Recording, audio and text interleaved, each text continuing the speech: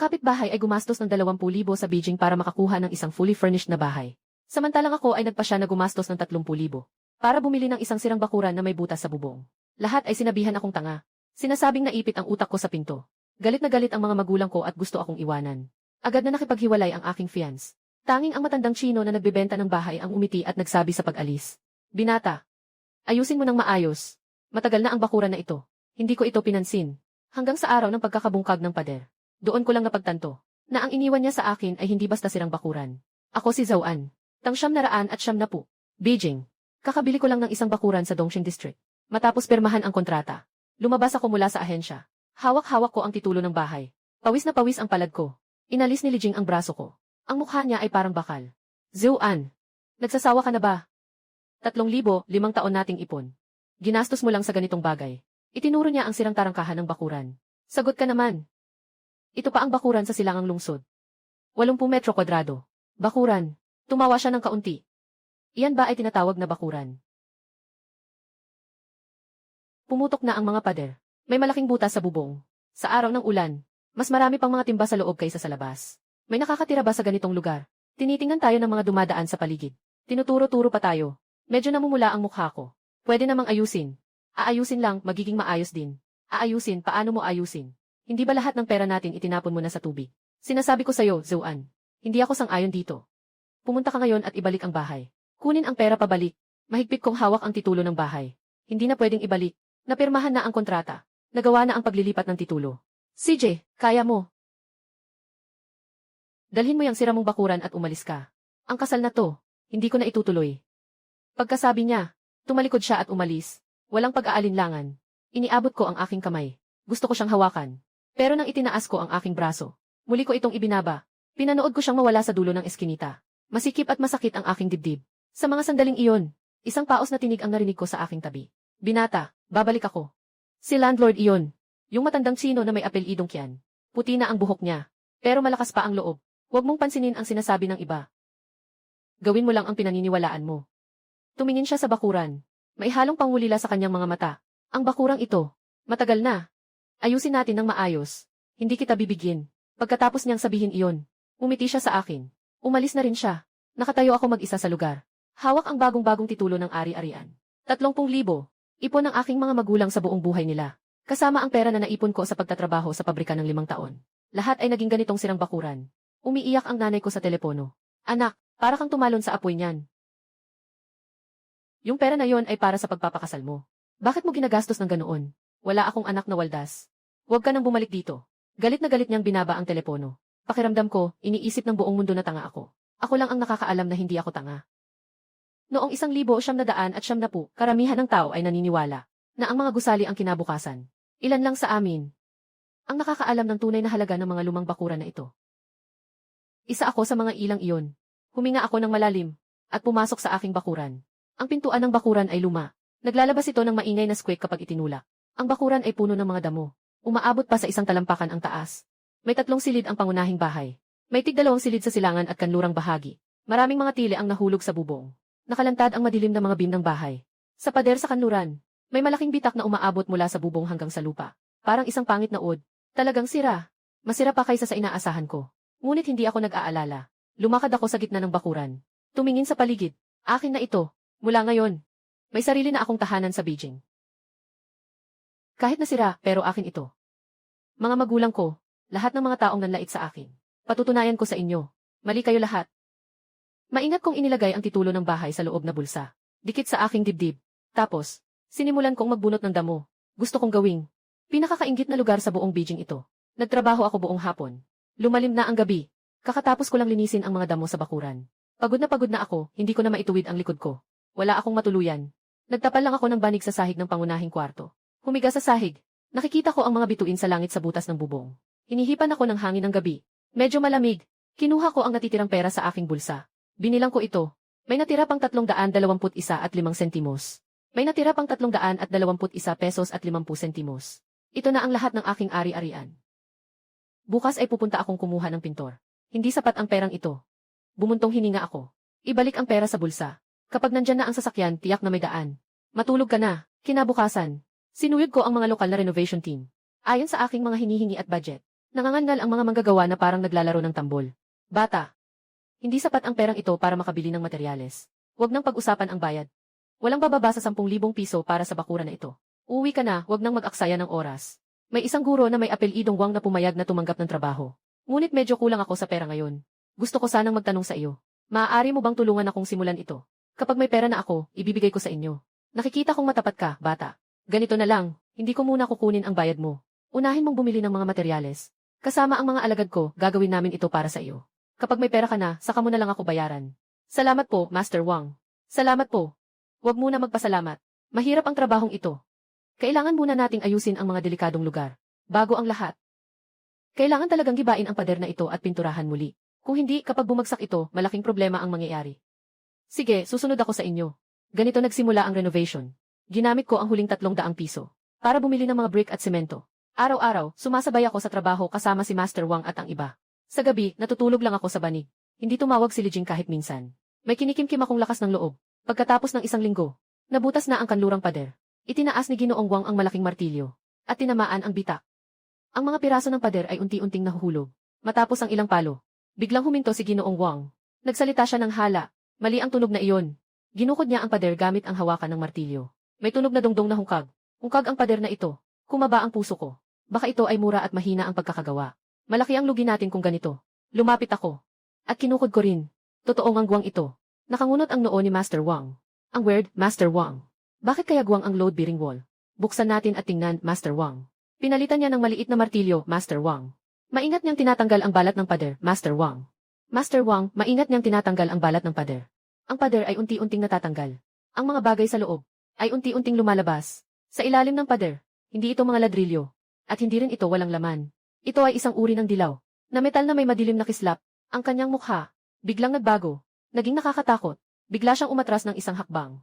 Nagsimula nang manginig ang kanyang kamay. Nasa isip ko rin ay nag-aalala. Ano ba itong bagay na ito? Tanso. Mukhang hindi. Hindi ganito kakinang ang tanso. Lumapit ako. Kumuha ako ng piraso ng pader na nahulog mula sa lupa. Hinagis ko ito ng malakas sa dilaw na guhit. Isang mababaw na gasgas ang lumitaw. Napakalambot. May narinig akong ugong sa aking isipan. Isang baliw na ideya ang pumasok sa isip. Hindi pwede. Talagang hindi pwede. Sinabi ko kay Guru Wang. Guru Wang, bungkagin mo ang pader. Maliit na zoo. Mas mabuting tawagan na natin ang pulis tungkol dito. Huwag munang kumatok o pumasok. Gusto kong makita kung ano talaga ang nasa loob. Kalma ang boses ko. Pero ang tibok ng puso ko ay parang tambol. Pumunta ka sa pintuan at magbantay. Huwag hayaang pumasok ang kahit sino. Tapos, tayo lang dalawa. Sinimulan kong dahan-dahang linisin ang balat ng pader. Habang malalaking piraso ng balat ng pader ang nalalaglag. Ang tanawin sa loob, lalong lumilinaw. Buong pader. Mula itaas hanggang ibaba. Mula kaliwa hanggang kanan. Siksik at dikit-dikit. Puno ito ng mga dilaw na mahahabang piraso. Bawat isa ay kasing laki ng isang libro. Kasing kapal nito. Sa madilim na silid, nagniningning ng kakaibang liwanag. Parang nanlilimahid ang hangin. Bumagsak sa sahig ang martilyo ni Ginoong Wang na may kalansing. Yumuko siya at sumandal sa pader sa kabilang gilid. Humihingal ako ng malalalim. Nararamdaman ko ring nanghihina ang mga binti ko. Nakahawak ako sa pintuan. Para lang makatayo ng maayos. Tinitigan ko ng mariin ang pader na iyon. Nakalimutan ko pang huminga. Putangina, ginto ito. Isang buong pader ng mga gold bar. Wala akong maisip. Ginto ba ito, Ginoong Wang? Diyos ko, Diyos ko.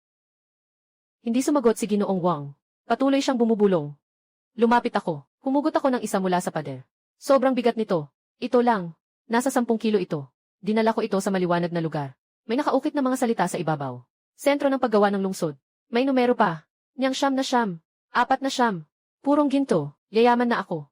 Talagang yayaman na ako. Isang lumang bakura na binili ko ng 30,000 yuan. May nakatagong pader ng mga gold bar sa loob. Magkano kaya ang halaga nito? Hindi ko kayang isipin. Baka mabaliw talaga ako. Ang bagay na ito ni Xiao Zhou ay dapat itago sa loob. Walang sinuman ang dapat makaalam. Kung hindi, may masamang mangyayari. Alam ko naman iyon. Naiintindihan ko ang ibig sabihin ng may kasalanan ang mayaman. Salamat sa ginawa ninyo ngayon, Ginoong Wang. Ibibigay ko ang bayad bukas. Walang pagmamadali sa pera. Ayusin mo muna ito. Tandaan, huwag mong ipagsabi. Matinding pinig ako ang sarili kong hita. Masakit. Totoo ito. Lumapit ako sa pader. Hinawakan ko ang mga gintong bar. Malamig na pakiramdam. Mabigat na bigat. Bawat piraso ay kumakatawan sa kayamanan na hindi maisip. Bigla kong naisip ang sinabi ng may-ari ng bahay, Ginoong Kian. Ayusin mo ng mabuti. Hindi ka mabibigo. Kaya pala, ang sinasabi niyang pagkabigo. Iyon ang ibig sabihin nito. Matagal na niyang alam. Itinaguyod niya ang kayamanang ito. Para sa akin. Hindi ko alam. Ang alam ko lang. Ang buhay ko. Simula sa sandaling ito, lubos na nagbago ang lahat. Ibinabalik ko ang gintong bar na kinuha ko. Pagkatapos, kumuha ako ng lumang tela. Tinakpan ko ulit ang pader. Ginawa ko ito ng walang bakas. Umupo ako sa sahig. Tinitigan ko ang lumang tela. Malakas pa rin ang tibok ng puso ko. Kalma, Zhou-an. Kailangan mong kalmahin ang sarili mo. Hindi ito ang tamang oras para magalit. Mabilis ang takbo ng isip ko. Isang ideya pagkatapos ng isa pa ang lumalabas. Ngunit lahat ay aking tinatanggihan. Hindi pwede. Lahat ay masyadong delikado. Tumayo ako. At naglakad-lakad ako sa loob ng bahay na paika-ika. Sumisilip ang sinag ng buwan mula sa butas ng bubong. At nag-iwan ng pilak na liwanag sa sahig. Bigla akong huminto. May naisip akong isang lugar. Isang lugar na siguradong ligtas. Lumabas ako sa bakuran. Kumuha ng pala. At magsimulang maghukay sa gitna ng bakuran. Tama, ang pinakadelikadong lugar. Ay siyang pinakaligtas na lugar. Sino ang mag-aakala na sa ilalim ng sirang bakuran na ito ay nakabaon ang isang pader ng ginto? Kailangan kong mailipat lahat ito bago mag-umaga. Ililipat ko silang lahat. Gabi na. Tahimik sa eskinita, rinig ko ang tibok ng puso ko. Hindi ko alam kung saan ako kumuha ng ganitong lakas. Siguro dahil sa kapangyarihan ng pera. Mga 1 oras akong naghukay. Mga lampas 1 metro ang lalim. Isang hukay na 2 metro ang laki ang lumitaw sa gitna ng bakuran. Sapat na ito. Itinapon ko ang pala. Bumalik ako sa silid sa kanluran. Inalis ko ang lumang basahan. Gintong liwanag. Muling tumama sa aking mga mata. Malalim akong huminga. Simulan na natin. 1, 2. Isa-isa kong hinugot ang mga gold bar mula sa pader. Tapos dahan-dahan ko itong inilipat sa bakuran. At inilagay sa malaking hukay. Bawat isa ay sobrang bigat. Tinatanti ako. Isang piraso na may timbang na hindi bababa sa 12 libra at kalahati. Iyon ay katumbas ng 100 onsa. Ito ang karaniwang malaking isda. Patuloy akong nagdadala. Agad nang nangangalay ang aking mga braso. Ngunit hindi ako makapagpahinga. Hindi ko alam kung gaano karaming ginto ang nasa pader na ito. Alam ko lang. Kailangan kong matapos ang lahat bago sumikat ang araw. Bawat segundo ay lumilipas. Ang mga gold bar sa loob ng pader ay nababawasan. Ang mga gold bar sa hukay ay dumarami. Nang ilagay ko ang huling gold bar sa hukay, ang silangan na langit ay unti-unting nagkakaroon ng liwanag. Bilangin ko ng mabuti. Tama sa 300. 300 piraso ng malaking isda. Bawat isa ay 12.5 kilo. Kabuang 3,750 kilo. Halos 2 tonelada. Ang numerong ito ay nagpaparamdam sa akin ng pagkahapo. Noong 1,990 ang presyo ng ginto sa bansa. Tinatayang 100 yuan bawat gramo. 1 kilo ay 500 gramo. Kaya't 50,000 yuan. Ayaw ko nang bilangin. Natatakot ako sa numerong iyon. Baka mawalan ako ng malay agad. Alam ko lang. Mula sa araw na ito. Ang pera para sa akin ay isa na lang numero. Pinagpag ko ng malakas ang aking ulo. Para magising ng kaunti. Hindi ito ang tamang oras para isipin iyon. Kinuha ko ang pala. At nagsimulang magtabo ng lupa. Ang mga gintong yaman na iyon. Ay muli kong ibinaon sa dilim. Pinantay ko ang lupa. Tinapakan ko ulit sa ibabaw. Para siguraduhing siksik. Tapos, winalis ko mula sa sulok ng pader ang ilang damo at tuyong dahon. Ipinatong ko sa ibabaw. Tinakpan ko ng maayos ang lahat.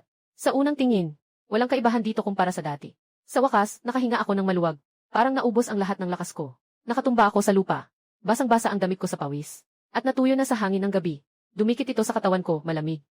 Ay, umaga na talaga. Tumingin ako sa pader na naubos na ang laman. Ngayon, ito ay isang karaniwang pader na may butas. Kailangan kong ayusin ito agad. Tumayo ako, inilabas ko ang aking masakit na katawan. At pagkatapos, lumabas ako sa bakuran. Kailangan ko ng pera. Kailangan ko ng cash. Para bayaran si Ginoong Wang. Para bumili ng mga materyales sa pagpapaganda. Kailangan ko rin ng pera. Para mapabuti ang aking buhay. Hindi na ako makakatulog sa malamig na banig.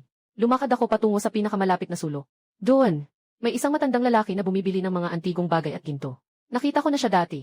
Kumuha ako ng 1 piraso ng ginto mula sa aking bulsa. Ito yung itinago ko kanina. Pinakamaliit na piraso ito. Tinatayang 1 libra lang ang bigat. Ito ay maliit na dilaw na isda. Dapat noong panahon na nagtatayo ng pader. Ginamit ito para punan ang mga puwang sa gilid. Sa sulok ng pader, nakakita ako ng mahigit 10 ganitong maliit na dilaw na isda. Mas masyadong kapansin-pansin ang malaking dilaw na isda. Tamang-tama lang ang maliit na dilaw na isda. Ang matanda ay nagtitinda sa bangketa. May nakalatag na tela sa harapan. May mga bote at garapon sa ibabaw nito. Nakita niya ako. Pinikit niya ang kanyang mga mata. May dala ang binata na gustong ipagbili. Kinuha niya ang maliit na dilaw na isda mula sa kanyang bulsa. Ibinigay ito sa kanya. Hindi ako nagsalita. Kinuha ng matanda ang gold bar. Bahagyang nagbago ang kanyang mukha. Kinuha niya ang maliit na flashlight. At kumuha rin ng magnifying glass. Maingat niyang tiningnan. Tiningnan niya ito ng 5 minuto. Maganda ang bagay na ito. Saan mo nakuha ito? Minana pa ito mula sa mga ninuno. Ito ang naisip kong dahilan. Umiti lang ang matanda. Hindi na siya nagtanong pa. May mga patakaran ang trabaho nila. 50 kada gramo. Nakunot ang noo ko. 100 ang presyo sa merkado. Diretso siyang nagputol ng kalahati. Sobrang itim. Masyadong mababa, 100. Bata. Ang bagay na ito, hindi maganda ang pinagmulan. Kung tatanggapin ko, kailangan kong humarap sa panganib. 80, hindi na pwedeng tumaas. Kung papayag ka, ngayon na. Narito ang pera. Kung ayaw mo, magtanong ka sa ibang tao. Mukha siyang sigurado sa akin. Nakangiti ako sa loob. Gagawin mo to sa akin. Kinuha ko ang gintong bar at lumingon. Sumisigaw ang matanda sa likod ko. Hindi ako lumingon. Gusto ko lang siyang malaman na hindi ako isang walang alam na bata. Ay, batang lalaki. Batang lalaki. CJ. Sige, natatakot na ako sa'yo. 70 kilo, 70. Okay na ba ito? Ito na ang pinakamataas kong presyo. 75, kahit 1 sentimo kulang, hindi ko ibebenta. Tinitigan ako ng matanda. Nagsipilyo ng ngipin. Bumalik kami sa pwesto. Kumuha siya ng maliit na timbangan. Tiniimbang niya. 503 gramo. Kabuuan ay 47,800 piso. Kumuha siya mula sa isang malaking bag sa likod niya, ng isang bunto ng pera. Binilang ang 48,000 para sa akin. Sobra, ay para sa pagkakaibigan. Tinanggap ko ang pera. Isang makapal na bunton. Sa buong buhay ko, hindi pa ako nakakita ng ganito karaming pera. Isiniksik ko ang pera sa aking bulsa. Ang bigat ng pakiramdam. Mayroon pa akong. Biglang lumiwanag ang mga mata ng matanda. Ilan pa ba? Matatanggap mo ba ito? Basta maganda ang bagay. Kung ilan man, kukunin ko lahat. Tumango ako. Sige, babalikan kita pagkalipas ng ilang araw. Pagkasabi noon, tumalikod ako at umalis. Kailangan ko nang pumunta sa bangko. Ipunin mo ang perang ito. Ang dami kong dalang pera sa katawan. Mas kinakabahan ako kaysa magdala ng gold bar. Pumasok ako sa bangko. Kaunti lang ang tao sa lobby. Tahimik doon.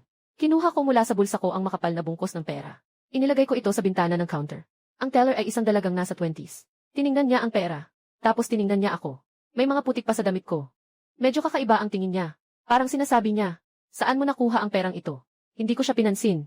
Tahimik na nagsalita. Kaibigan, mag-ipon. Sinimulan niyang bilangin isa-isa. Ang tunog ng pagbibilang ng pera ay lalo pang malinaw sa tahimik na bulwagan. Matagal siyang nagbilang. Sa wakas, binilang niya ang pera. Binigyan niya ako ng passbook. Kinuha ko ang passbook. 06 nakalagay doon. 25 nakalagay doon, 25. 48,000 yuan. Tinitigan ko ang mga numerong iyon. Nabigla ako sa aking naramdaman. Kagabi lang, ang lahat ng ari-arian ko ay mahigit 300 piso lang. Ngayon, isa na akong milyonaryo, at higit pa sa 4 na milyon ang pera ko. Inilagay ko ang passbook ko sa bulsa. Lumabas ako ng bangko. Tinamaan ako ng sikat ng araw. Mainit at comfortable. Pakiramdam ko, iba na ang buong mundo. Ang unang bagay ay ang maghanap kay Ginoong Wang. Nasa bakuran siya, na nag-uutos kay Apprentice Xiaoli, na ayusin ang butas sa bubong. Lumapit ako. Mang Wang, salamat sa iyong pagsisikap. Ay, kinuha ko mula sa bulsa ko ang 2 bungkos ng pera. Isang makapal, isang manipis. Ibinigay ko sa kanya ang makapal na bungkos. Mang Wang, ito ang iyong sahod, at para sa mga kapatid mo rin. 10,000 lahat-lahat. Natunga nga si Ginoong Wang. Halos mahulog ang kutsilyo sa kamay niya. Maliit na zoo. Ano ba yan? Hindi pwede. Hindi ko kailangan ng ganito karami. Ito ang nararapat sa inyo. Mabuti kayong tao. Kung wala kayo, hindi ko masisimulan ang pagpapatayo ng bakuran na ito. Tapos, yung manipis na bunton, mga 1,000 siguro. Ipinilit kong ilagay sa kabila niyang kamay. Itong pera ay para lang sa inyo. Salamat sa paalala mo kahapon. At salamat din sa pagtatago ng sikreto ko. Tungkol dito, tayo lang ang nakakaalam. Tinititigan ko siya sa mata. Matalino si Ginoong Wang. Agad niyang naintindihan. Ito ay bayad para sa katahimikan. At utang na loob din. Tinanggap niya ang pera. Ibig sabihin, pumayag siyang itago ang aking sikreto. Nagbago-bago ang ekspresyon ng kanyang mukha. Sa huli, matindi siyang tumango. Xiao Zhao, huwag kang mag-alala. Yung nangyari kahapon. Paglabas ko ng gate na ito. Magyoyosi lang ako. Ni isang salita, hindi ako magsasalita. Yung apprentice ko. Napagsabihan ko na rin siya. Hindi siya maglalakas loob magkalat ng chismis. Ipinasok niya ang pera sa bulsa. Wag nang magpatumpik-tumpik, magtrabaho ka na. Ang kapangyarihan ng pera ay walang hanggan. Malinaw na masigasig si Ginoong Wang. Nakalutas na ng pangunahing issue sa renovation. Pakiramdam ko ay magaan ang katawan ko. Susunod, dapat nang ayusin ang sarili kong problema. Hindi ko na kayang matulog sa sahig. Pumunta ako sa department store sa Xidan. Noong dekada 90, ang department store, ang pinakamagara at uso sa buong Beijing. Punang tao sa loob, at lahat ng klase ng paninda ay nandoon. Una, bumili muna ako para sa sarili ko ng isang kutson na Simmons. Malambot, yung tipo na lulubog ka kapag humiga. Tapos bagong-bago ang mga kumot. Pumunta ulit ako sa clothing section. Namili ako ng 2 bagong damit para sa sarili ko. Isang pares ng puting warrior na sapatos. Ako sa salamin. Nagsuot ng bagong damit. Parang nagbago ng tao. Hindi na ako yung mukhang abala at mahirap na bata. Sa wakas, bumili ako ng isang pulang radyo. At isang bagong-bagong bisikleta na may 8 gear. Gumastos ako ng halos 1,000. Hindi man lang ako kumurap. Dati, kahit bumili ng ice candy, pinag-iisipan ko pa ng matagal. Ngayon, kapag gumagastos, tinitingnan ko lang kung maganda ang bagay. Hindi na kung mahal o mura. Ganitong pakiramdam. Ang sarap talaga. Nakasakay ako sa bago kong bisikleta. May radyo na nakasabit sa manibela. May kutson at kumot sa likuran ng bisikleta. Dumaan ako sa mataong kalsada. At bumalik sa maliit kong bakuran. Nakita ko ng mga lolo at lola sa eskinita. Lahat sila napatingin. Aba, mukhang yumaman si Zoan. May bisikleta at radyo pa siya. Baka nanakawan niya ang bangko. Umiti lang ako. Hindi ko sila pinansin. Bumalik ako sa bakuran. Abala sina Ginoong Wang sa trabaho. Puno ng butas ang kanlurang pader. Ngunit napalitan na ito ng bagong mga ladrilyo. Inilipat ko ang kutson sa silid na nakaharap sa timog. Inayos ko ang bagong kumot. At pagkatapos, humiga ako dito. Ang kutson ay malambot at komportable. Binuksan ko ang radyo. At narinig ko ang matamis na boses ni Teresa Teng. Matamis na matamis. Ngumiti ka ng matamis. Pumikit ako. Ito ang tunay na buhay. Minsan pa nga ay nagpapasalamat ako kay Li Jing. Kung hindi siya ang nakipaghiwalay sa akin. Marahil ay patuloy pa akong nag-aalala. Dahil sa ilang libong halaga ng dote. Nasa loob pa rin ang hawla ng mga kalapati para sa unit. Nagmamalaki. Walang magiging ganito ngayon. Naisip ko lang. May narinig na sigaw mula sa dulo ng eskinita. Zoan. Telepono. Para sa iyo. Sa ganitong oras, sino kaya ito? Biglang kumaba ang tibok ng puso ko. Hindi kaya si Li Jing iyon. Nang makarating ako sa tindahan sa dulo ng eskinita. Sinagot ko ang tawag. Hello. Siya ay si Li Jing ang boses. Ang lamig, parang yelo. Mahigit 1 linggo na. Ito ang unang beses na nakipag-ugnayan siya sa akin. Sabi ko, ako ito, sandaling natahimik sa kabilang linya. Nasaan ka ngayon? Sa bakuran. Napangisi siya ng malamig. CJ, lumabas ka sandali. Magkita tayo sa dati nating lugar. Linawin natin ang usapan. Pagkatapos magsalita, binaba na niya ang telepono. Lumang lugar. Ito ay isang pambansang restoran sa paligid. Matagal akong nag-ipon ng pera. Bago ko siya dinala dito para kumain. Nagsuot ako ng bagong damit at sapatos. Sumakay ako sa aking bagong bisikleta. Pumunta sa restoran. Dumating na si Li Jing. Naupo siya sa tabi ng bintana. May kaunting makeup. Nakamuda siyang damit na pangbabae. Nakita niya ako. May bahagyang pagkagulat sa kanyang mga mata. Marahil dahil sa bago kong kasuotan. Ngunit ang pagkagulat na iyon ay agad na napalitan ng paghamak. O ay, marunong ka pang mag-ayos ng sarili mo. Saan ka kumuha ng pera? Hiningi mo sa mga magulang mo. Wala akong sinabi. Umupo ako sa tapat niya. Lumapit ang waiter. Kinuha ko ang menu. Hindi man lang tumingin. Diretsong sinabi. Ihain niyo lahat ng mga espesyal na putahe ninyo. Isang bote pa ng mautay. Napatigil ang waiter. Ginoo. Ang mga espesyal na putahe po namin ay, meron din po kaming mautay. Ayos na yan. Biglang bumigat ang mukha ni Li Jing. Bumaba ang boses niya. Halos sumigaw siya. Zoan. Nabaliw ka na ba? Hindi mo ba alam ang sitwasyon mo ngayon?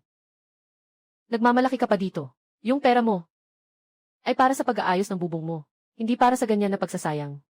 Mukha siyang galit na galit. Tumingin ako sa kanya. Bigla akong natawa. Akala niya ako pa rin yung dati. Yung Zoan na malinis ang bulsa. Sabi ko, sarili kong pera. Kung paano ko gustong gastusin, ganoon ko gagastusin. Galit na galit si Li Jing, ang dibdib niya ay nag-alsa. CJ, hindi na kita aawayin tungkol dito. Malalim siyang huminga. Parang may malaking desisyon siyang gagawin. Zoan. Pumunta ako ngayon. Para bigyan ka ng huling pagkakataon. Ngayon din, pumunta ka. Ibenta mo ang bulok na bakuran na yon. Kahit malugi, kailangan mong ibenta. Tapos, dalhin mo ang pera. Pumunta ka sa bahay namin. Humingi ka ng tawad sa mga magulang ko. At ipakiusap mong patawarin kanila. Kung mabuti ang ugali mo. Baka pwede pa nating pag-usapan. Ang tungkol sa kasal natin. Pagkatapos niyang sabihin iyon, mataas niyang itinayo ang kanyang baba. Hintayin mo akong magpasalamat ng taos puso. Ngumiti ako. Paano kung hindi ako pumayag? Nagbago ng husto ang ekspresyon ni Li Jing. Parang narinig niya ang isang hindi kapani-paniwalang bagay. Zoan, huwag kang maging walang hiya. Mangahas kang magsalita ng ganito sa akin. Maniniwala ka ba? Pipigilan kitang mabuhay sa lungsod na ito. Hindi ka na muling usbong sa buong buhay mo. Sa ganitong oras, nagsimulang maghatid ng pagkain ang waiter. Ang mabangong braised pork knuckle. Ang magandang anyo ng squirrel fish. Kinuha ko ang mga pangkaskas. Kumagat ako ng isang piraso ng tuhod. Ibinuhos ko ito sa bibig ko. Sobrang masarap, dahan-dahan akong kumakain. Hindi ko siya tinignan kahit isang beses. Ang aking pagwawalang bahala ay talagang nagpagalit sa kanya. Bigla siyang tumayo. Zoan, anong ibig mong sabihin? Binitiwan ko ang mga chopstick. Pinunasan ko ang aking bibig. Wala namang espesyal. Kasi sa tingin ko, hindi tayo bagay. Maghiwalay na tayo. Itong 3 salita, sinasabi ko nang walang pakialam. Nagtaka si Li Jing. Siguro akala niya iiyak ako at hihilingin na huwag siyang umalis. Hindi niya akalain na ako ang kusang maghihiwalay. Ang mukha niya ay nag-iba ng kulay.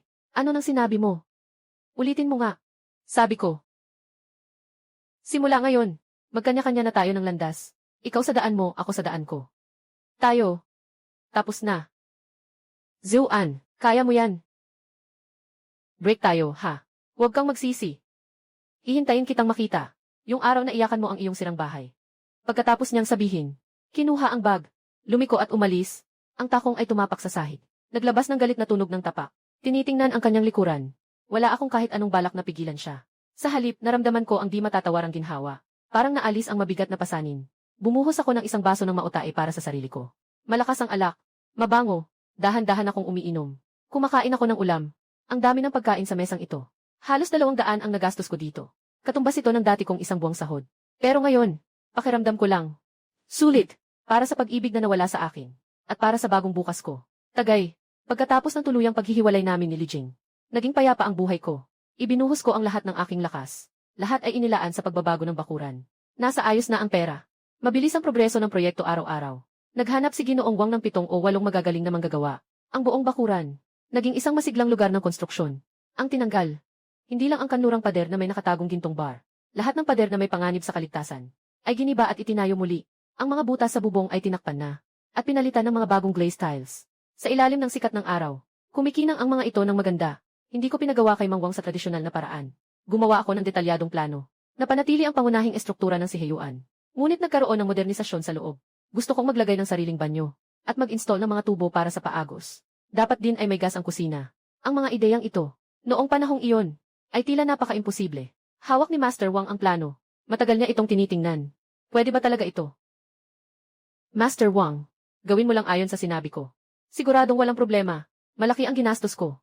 Bumili ako ng pinakamaganda mula sa timog. Mga materyales para sa flushing toilet at tubo. Muling inilatag ang mga kable ng kuryente.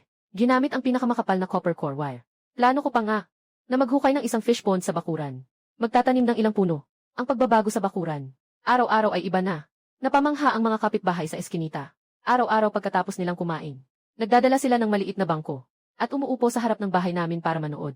Parang nanonood lang sila ng palabas. Talagang mayaman ang batang ito. Tingnan mo ang mga materyales na gamit niya. Puro pinakamagaganda. Ang mga asul na ladrilyo na iyon. Ang mga kahoy na iyon. Ni sa palasyo ay hindi pa ako nakakita ng ganito kaganda.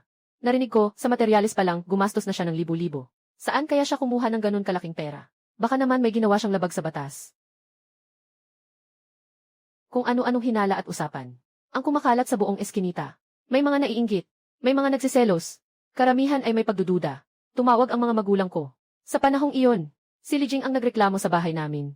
Pinalalapan niya, at inilalarawan akong parang baliw. Isang supling ng mayayaman na walang kwenta. Sabi niya inilagak ko ang pera sa isang walang katapusang hukay. At nangutang pa ng mataas na interes. Ngayon ay nabaliw na siya. Sinabi niya ang mga kalokohan sa kahit sino. Nanginginig ang tatay ko sa telepono dahil sa galit. Gago ka. Gusto mo ba kaming paiyakin ng mag-asawa? Mamatay akong galit bago ako mapakontento. Sasabihin ko sa'yo. Bukas, kasama ang nanay mo, pupunta kami sa Beijing. Kung talagang mangutang ka sa mataas na interes, babaliin ko ang mga binti mo. Nasa tabi ang nanay ko, umiiyak. Anak, tumigil ka na nga. Huwag na nating ituloy ang bakuran, pwede ba? Ibalik na lang natin ang pera sa kanila. Umuwi na lang tayo. Habang pinapakinggan ko ang boses sa kabilang linya, halo-halo ang nararamdaman ko. Alam kong nag-aalala sila para sa akin. Pero wala silang alam. Sabi ko, Nanay, huwag kayong makinig sa mga sinasabi ng iba. Hindi ako nangutang ng mataas na interes. Mabuti ang kalagayan ko. Kapag natapos na ang pag-aayos sa bakuran, kukunin ko kayo para manirahan sa Beijing. Wala akong anak na katulad mo. Nakadisconnect na naman ang tawag. Hawak ko ang tubo. Nakatayo ako ng matagal. Sige na, ngayon, ano man ang sabihin ko, hindi na sila maniniwala. Kailangan nilang makita ito sa kanilang mga mata. Bago sila makaintindi, ibinaba ko ang telepono. Bumalik ako sa bakuran. Abala pa rin ang mga manggagawa. Sa ilalim ng araw, nagsisimula ng mabuo ang anyo ng bakuran. Asul na mga ladrilyo at itim na bubong. Mga koridor na paikot-ikot. Mayroong sinaunang payak na estilo ng lumang Beijing. At may kaginhawaan ng makabagong pamumuhay. Ito ang aking tahanan. Ito ang kahariang aking sariling ginawa. Hindi na ako yung dati. Napulubi na walang-wala si Zouan. Nagsimula na akong mag-isip tungkol sa hinaharap. Ang mga gintong ito, ang aking unang puhunan. Pero patay ang mga ito. Kung ilalagay sa ilalim ng lupa, hindi ito magbubunga ng mas maraming gold bar. Kailangan kong bigyang buhay ang mga ito. Noong dekada 90, isang panahon na puno ng ginto. Basta't may pananaw ka, may tapang ka, laging may oportunidad saan man. Stock, real estate, pumasok sa negosyo, iba't ibang daan, nakahain sa harap ko. Nabenta ko ang isang malaking dilis. Nakakuha ako ng mahigit 60,000 piso. Maliban sa pagpapaganda, ang natitirang pera, inilagak ko lahat sa bangko. Kailangan ko ng panimulang kapital. Mas kailangan ko ang kaalaman. Bumili ako ng marami. Tungkol sa ekonomiya at pananalapi. Tuwing gabi, pagkatapos ng trabaho ng mga manggagawa, nasa ilalim ako ng ilaw nagbabasa. Hanggang hating gabi, parang espongha ako, na walang tigil na sumisipsip ng mga bagong kaalaman ng panahon na ito. Alam ko na ang panahon ko ay nagsisimula pa lamang. Hindi ko lang poprotektahan ang yaman na ito.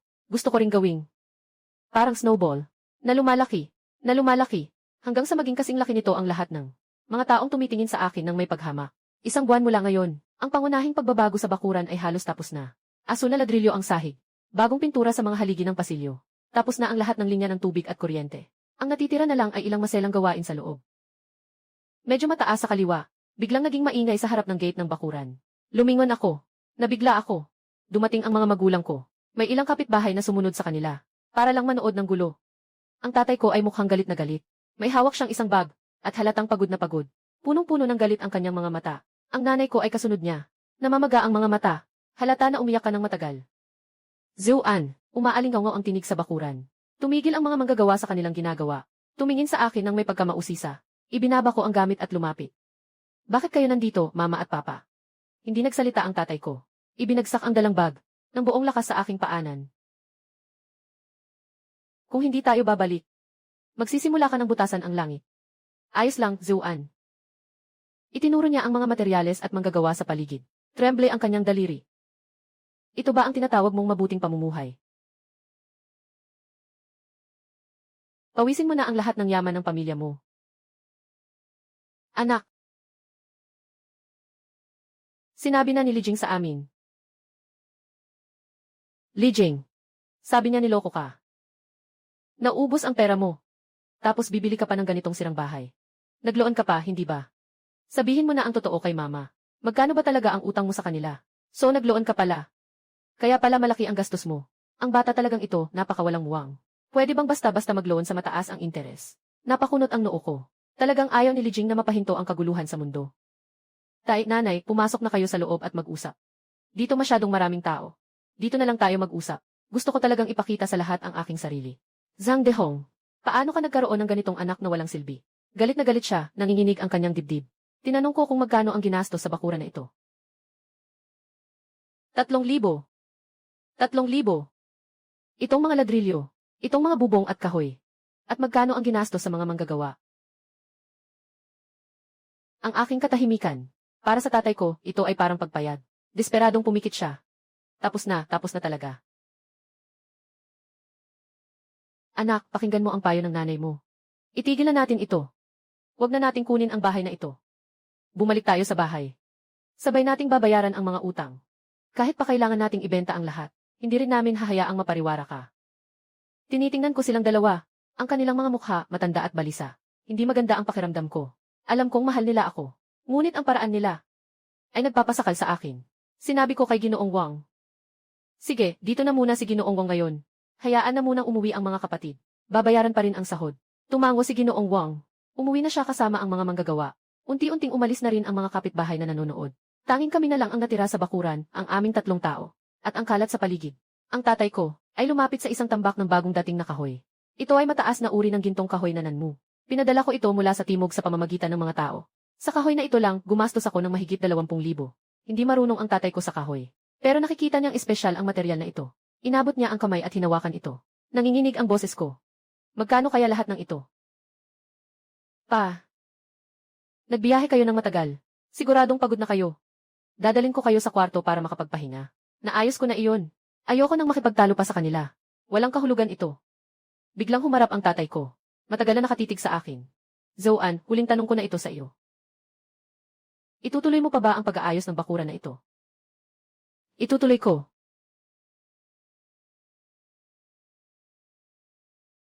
Ito ang bahay ko. Agad namang namula ang mga mata ng tatay ko. Itinaas niya ang kamay niya. Parang gusto niya akong sampalin. Pero ang kamay niya ay nasa ere. Hindi niya ito ibinaba agad. Sa huli, walang lakas niyang ibinaba ang kamay niya. CJ. CJ. 2 beses niyang sinabi ang sige. Puno ng pagkadismaya at sakit ang tono. Mula ngayon. Ako si Zhang Dei. Parang wala kang anak.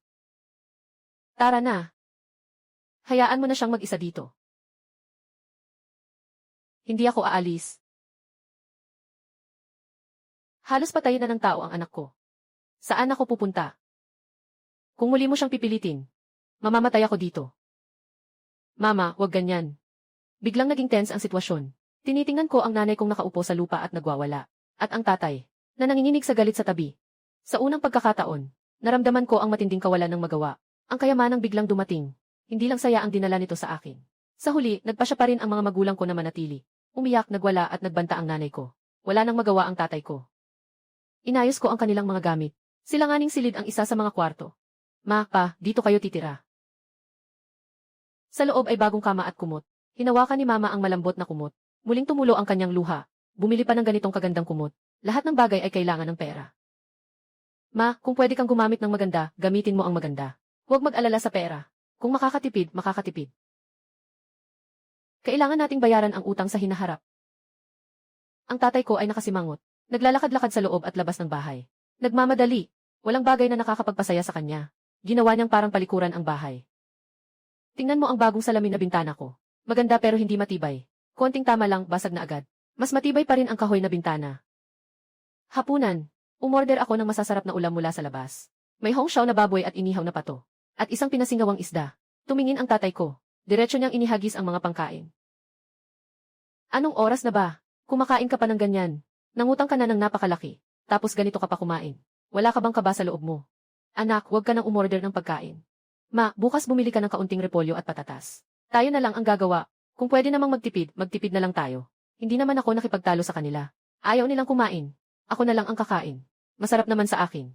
Ang kalmadong itsura na iyan. Lalo pang nagalit ang tatay ko. Akala niya wala na akong pag-asa. Hindi na raw ako maliligtas. Kinabukasan ng umaga, ginising ako ng nanay ko. Binigyan niya ako ng 2 tinapay. At isang mangkok ng lugaw. Anak, gising na. Anak, kain ka na. Pagkatapos kumain, sasama tayo ni mama sa site para magdala ng mga ladrilyo. Natuwa ako. Magdala ng ladrilyo. Hindi ba tumigil ang renovation team? Gagawa tayo mismo. Kung kaya, gawin natin kahit kaunti. Kung makakatipid tayo ng isang araw na sahod, ayos na iyon. Pumunta rin ang tatay mo. Lumabas ako sa bakuran at tumingin. Nakita ko ang tatay ko na walang pang-itaas. Nahihirapan siyang hilahin ang isang sako ng semento patungo sa sulok ng pader. Sa kabila ng lahat, matanda na siya. Hindi siya nakalakad ng ilang hakbang at humihingal na. Kumuha rin ang nanay ko ng walis. Nagsimula nang magwalis ng alikabok sa sahig. Gagamitin nila ang kanilang paraan para bayaran ang utang ko. Hindi may paliwanag ang lungkot sa puso ko. Tatay, huwag na kayong magtrabaho. Wala akong utang. May mga manggagawa naman para sa mga trabahong ito. Pinunasan ng tatay ko ang pawis niya. Paano mo babayaran ang mga manggagawa? Sasabihin ko sa iyo, simula ngayon, Zuan. Ako na ang magpapasya sa bahay na ito. Napag-isipan ko na. Ibebenta muna natin ang mga mahalagang kahoy, pati na ang mga ladrilyo. Kung may makuha man tayo, kahit kaunti, ayos na. Tapos maghanap ng tao para ayusin ng simple ang bakuran. Basta pwede ng terhan, ayos na. Ang natitirang pera, gamitin pang bayad utang. Pinlano na niya ang lahat para sa akin. 100 na tingin niya lang ang tamang paraan. Umiling ako. Tay. Yung mga bagay dito sa bakuran, walang mabenta. Ang mga manggagawa ay nagpapahinga lamang ng 2 araw. Babalik din sila agad. Anak, bakit di ka nakikinig sa payo? Ginagawa ito ng tatay mo para sa ikabubuti mo. Sa mga sandaling iyon, dumating siguro Wang Zong, nakita niya ang mga magulang ko na nagtatrabaho. Nagtaka sandali. Nandyan ang mga tito at tita. Ginoo ng konstruksyon. Ginoo ng konstruksyon, mga tito at tita. Mga tito at tita, ginoo ng konstruksyon. Ano ito sa inyo? Nakita ng tatay ko si Ginoong Wang. Parang nakita ang may utang. Agad siyang lumapit, na may ngiti sa mukha. Ginoong Wang, nandito na kayo. Tungkol sa bayad. Maari bang pahabain ng ilang araw? Hindi marunong umintindi ang anak namin. Pasensya na sa abala. Huwag kang mag-alala, babayaran namin ang pera mo. Nga, pwede bang huwag masyadong mataas ang interes? Malinaw na tinitingnan niya si Ginoong Wang, bilang pinuno ng nagpapautang. Nagulat si Ginoong Wang. Tito, ano nang sinasabi mo? Bayad na ni Kuya Zhou lahat ng sahod. Binigyan pa nga ng mas marami. Ngayon ako'y pumunta, para maghatid ng gamit kay Xiao Zhu. Mula sa tricycle sa likod niya. Xiao Zhu, ito ang imported na bathtub na ipinabili mo sa akin. Dinala ko na para sa iyo. Ang ganda ng kulay nito, ang liwanag. Ha. Ang tingin ng mga magulang ko, biglang natigilan sa napakalaking, puting bathtub. Yung bagay na iyon, kitang-kita na mahal. Ang mga mukha nila mula sa nahihiya ay naging gulat. At pagkatapos ay galit. Itinuro ng tatay ko yung bathtub. Nanginginig ang kanyang mga labi. Matagal bago siya nakapagsalita ng kahit isang salita. Sa wakas ay naintindihan niya. Hindi ako may utang. Tunay na may pera ako. Pero ang pinagmulan ng perang ito, para sa kanya, mas nakakatakot pa. Zhou-an. Zhou-an.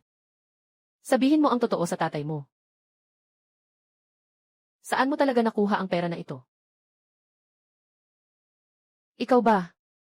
May ginawa ka bang iligal? Itong tanong na ito, mas masakit ito sa akin kaysa sa pagbibintang na magastos ako. Sa puso nila, ang anak kong walang kwenta, hindi kailanman magkakaroon ng ganitong kayamanan. Sa tamang paraan, sa harap ng tanong ng tatay ko, pinili kong manahimik, hindi ko kayang ipaliwanag, na nakahukay ako ng isang pader ng mga gold bar. Iisipin nilang tuluyan na akong nabaliw. Ang aking katahimikan, ay lalo pang, nagpatibay sa hinala ng aking mga magulang. Anak, kung talagang may nagawa kang mali, magpakumbaba tayo at sumuko. Pwede pang magbago habang may oras. Bata ka pa. Hindi pwedeng masira ang buhay ng ganito. Ang tatay ko ay mukhang talo na talo. Nakaupo sa lupa, yakap ang kanyang ulo, walang imik. Parang bumagsak na ang langit.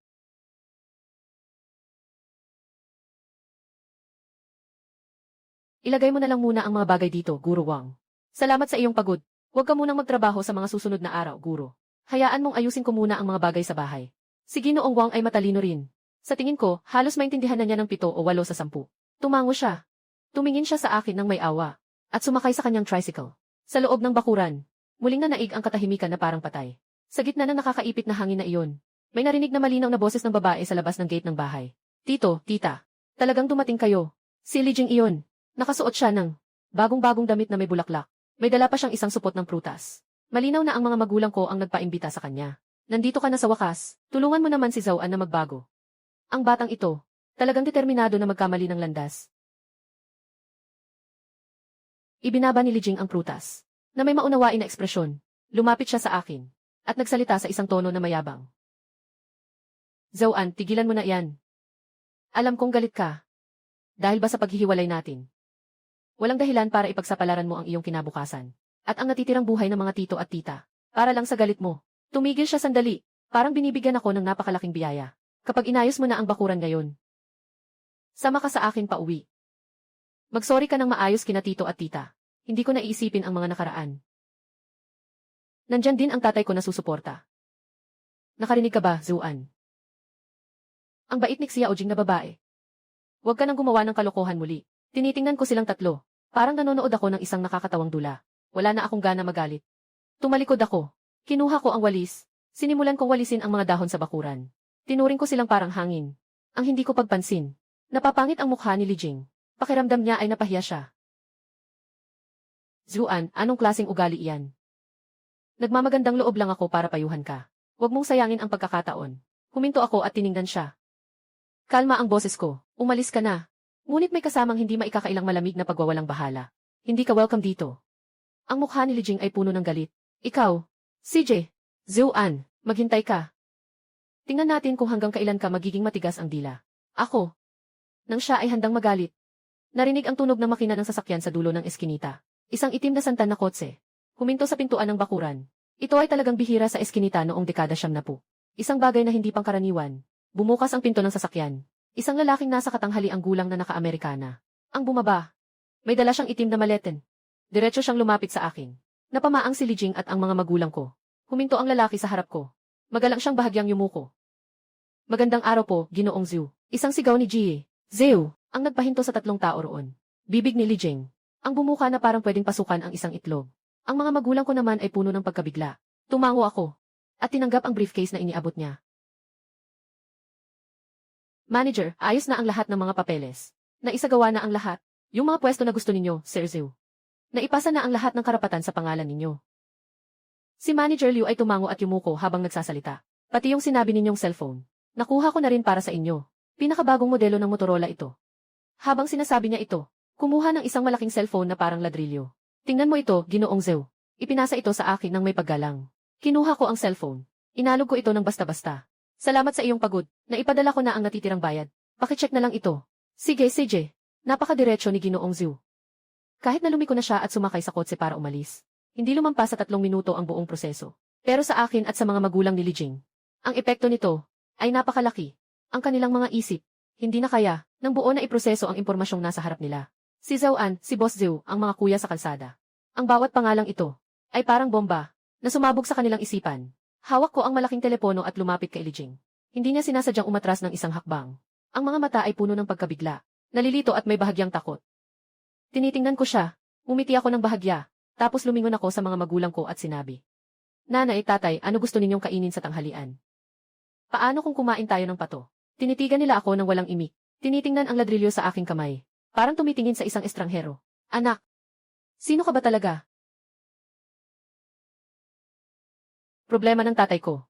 Parang karayom na tumusok sa kakaibang atmosfera ng lugar. Nagising sina Lijing at nanay ko. Tinitigan nila ako ng matindi. Gusto rin nilang malaman ang sagot. Sino ako? Bakit bigla akong naging mayaman? Tiningnan ko ang tatlo nilang mukha na puno ng kalituhan. Pagkabigla, takot. Umiti ako. Ilagay ang malaking telepono sa bulsa. Ang mahinahon na galaw na iyon, parang isang di nakikitang martilyo, na tumama sa kanilang puso. Sabi ko, ako pa rin si Zuan. Ang inyong anak, dating kasintahan ni Lijing. Nagkataon lang. Swerte lang ako. Kaya kumita ako ng kaunti. Kumita ako ng kaunti. Boses ni Lijing. Napakatalim na parang kayang maghiwa ng salamin. Zuan, huwag kang magbiro. Bumili ng Santana. Bumili ng malaking telepono. Bumili ng tindahan sa Wang Fujing. Ito ba ay kaya ng kaunting pera? Mas malinaw sa kanya kung ano ang kinakatawan nito sa likod. Iyon ay isang halaga na siya, pati na ang buong pamilya niya. Kaya manang hindi mararating sa buong buhay. Tumayo rin ang tatay ko. Mabigat ang mukha. Anak, magsabi ka ng totoo sa tatay. Ang perang ito, malinis ba talaga? Tatay, huwag kang mag-alala. Ang perang ito, bawat sentimo ay malinis. Mas malinis pa kaysa tubig mula sa planta ng tubig. Ito ay sa sariling kakayahan ko. Nakinita ng tapat. Tungkol sa anong kakayahan? Hindi ko sinabi. Hindi rin nila maiintindihan. Minsan, ang pinakamagandang paliwanag ay walang paliwanag. Patahimikin sila gamit ang mga katotohanan. Tara na. Kumain tayo. Gutom na ako. Ako ang unang lumabas ng gate ng bahay. Hindi ako lumingon. Alam kong susunod sila. Magkaakbay ang aking mga magulang. Pabigat at paika-ikang sumusunod sa likod ko. Magulo pa rin ang kanilang isipan. Matagal nag-alinlangan si Lijing. Tinitingnan niya ang matatag kong pagtalikod. Muling tumingin. Sa bakuran na nagbabago ng husto. Sa huli, nagsipag-ngipin siya. At sumunod din. Hindi siya kontento. Hindi siya naniwala. Sa dukhang binata na basta-basta niyang iniwan. Sa loob lamang ng isang buwan. Biglang aangat. Biglang aangat. Gusto niyang personal na masaksihan. Kung totoo nga ba ang lahat ng ito. Hindi kami sumakay ng bus. Sa bungad ng eskinita, direkta akong huminto ng isang taxi. Saan tayo pupunta? Quan Jude. Hindi kailanman sumakay ng taxi ang mga magulang ko sa buong buhay nila. Nang sumakay sila, hindi nila alam kung saan ilalagay ang mga kamay. Nakababa ang ulo ni Lijings. May halong komplikadong ekspresyon sa mukha. Noong isang panahon, sumakay ng taxi. Ito ang yaman na ipinagmamalaki niya sa mga katrabaho. At ngayon, mayroon na akong Santana. Sasakyan ay isang gamit lamang. Quan Jude, pinakasikat na tindahan ng inihaw na pato sa Beijing. Makislap at magarbong lobby. Mga waiter na nakasuot ng kipao. Nang pumasok ang mga magulang ko, nang hina ang mga binti nila, hinawakan ang braso ko. At mahinang nagsabi, "Anak, magkano kaya ang halaga ng lugar na ito? Tayo na lang umalis?" Mama at Papa, kung nandito na tayo, magpakasaya na lang. Ako ang bahala ngayon. Kain kayo ng todo. Naghahanap ako ng kwarto na malapit sa bintana para umupo. Tahimik na sumunod si Lijing. Umupo siya sa pinakalayong upuan mula sa akin. Ako ang umorder ng pinakamahal na set meal. Isang inihaw na pato. At puno ng mga side dishes ang mesa. Nang itulak ng chef ang maliit na kariton. At hiwain ang inihaw na pato sa harap namin. Nakatitig ang mga magulang ko. Sa gininto ang malutong na balat ng pato. Ang malambot at makatas na karne ng pato. Ang bango ay umaalingasaw. Binigyan ko sila ng tig-isang lumpiang dahon ng lotus. Iniabot ko ito. Mama, Papa. Tikman ninyo, maingat nilang tinanggap ito. Ang sarap. Tinitingnan ko silang nagmamadaling kumain. Naiiyak ako sa loob. Buhay nila ay matipid at simple. Hindi nila naranasang magpakasaya.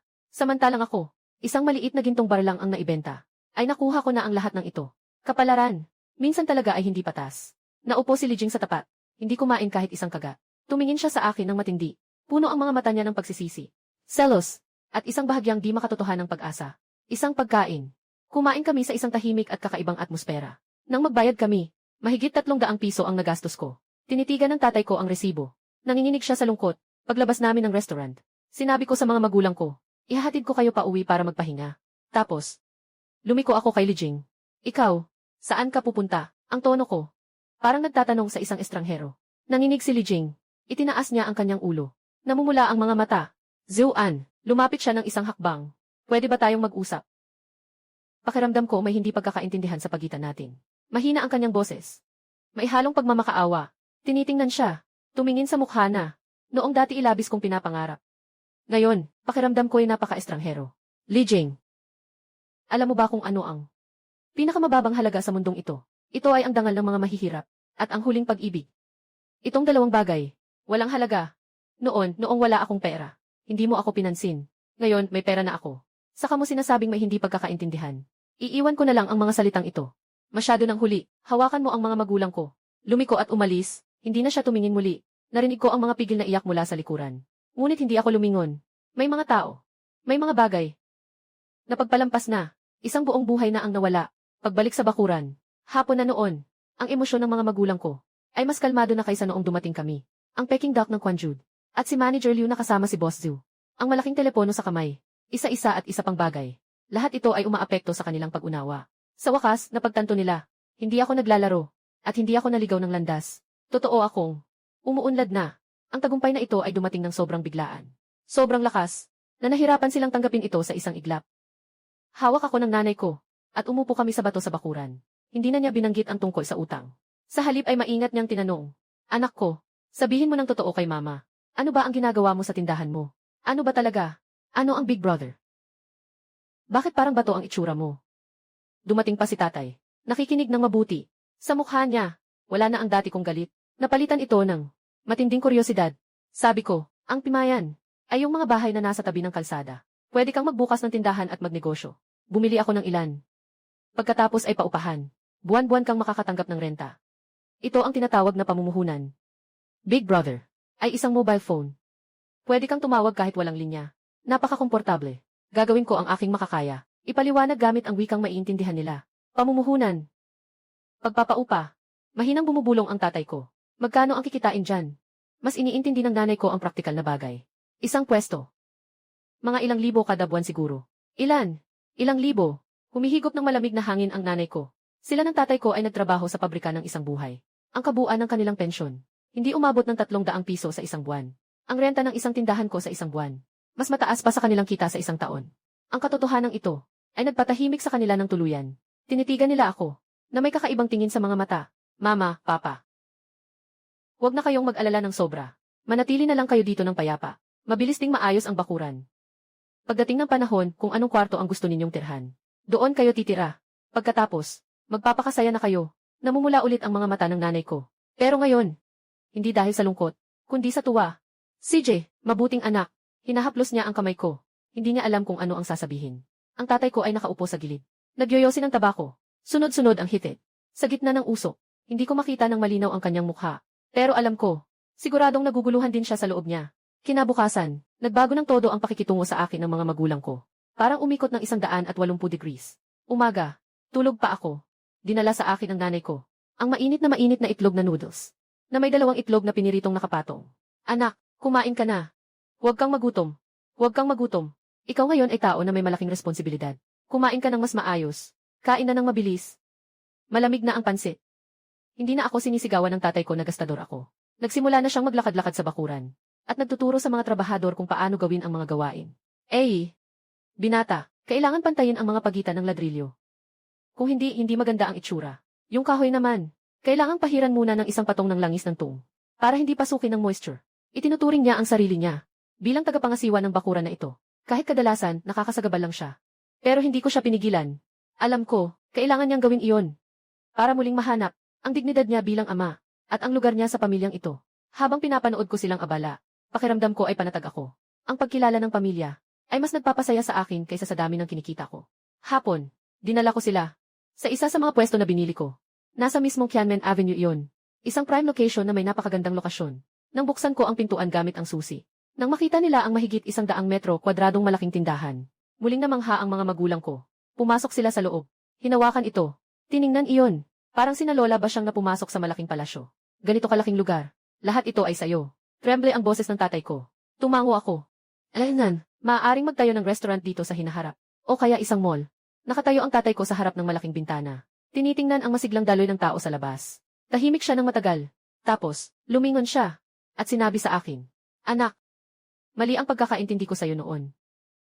Wala akong kakayahan. Makitid ang pananaw ko. Hindi ko maintindihan ang mga ginagawa mo. Mas magaling ka kaysa kay Papa. Simula ngayon, anuman ang gusto mong gawin, gawin mo lang ng buong tapang. Hindi ka pipigilan ni Mama at Papa. Suportado ka namin. Pa. Naiintindihan ko po.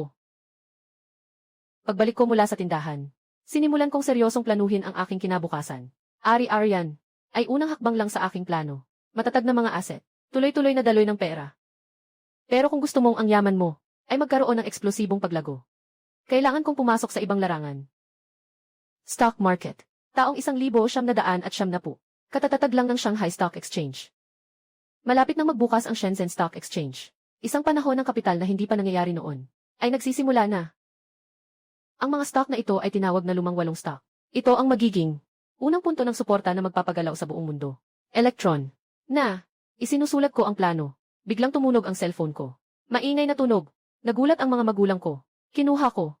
Pinindot ko ang sagot na buton. Sino ito? Zhou An. Hindi, Ginoong Zhou. Ako ito, ako ang nanay ni Li Jing. Wang Xiulan ah. Narinig ko ang pangalan ni Wang Xiulan. Napakunot ang noo ko. Ang nanay ni Li Jing. Yung dati hindi ako pinapansin. Laging may paghamak sa mga mata niya. Bakit siya tumatawag? Sir Zhou. Talagang bulag ang tita noon. Ang galing-galing mo. Dapat noon pa lang ay sinuyo ka na ng tita. Sisi ng tita ito. Hindi nakilala ang tunay na yaman. Hindi niya nakita na ikaw ay isang dragon sa mga tao.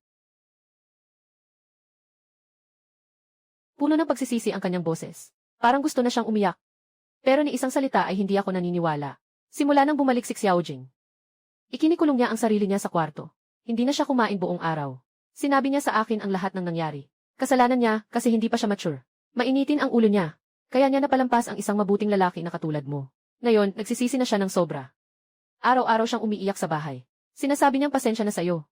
Nakahiga ako sa upuan. Tahimik na nakikinig. Walang kahit anong ekspresyon sa mukha. Ang mga salitang iyon, hindi ako naniwala kahit isang salita. Kung talagang nagsisisi si Li Jing. Nagsisisi lang siya na namiss niya ang pera ko. Hindi ako bilang tao. Nagpapatuloy pa rin si Wang Xiulan. Zhou, malawak ang pangunawa ninyo.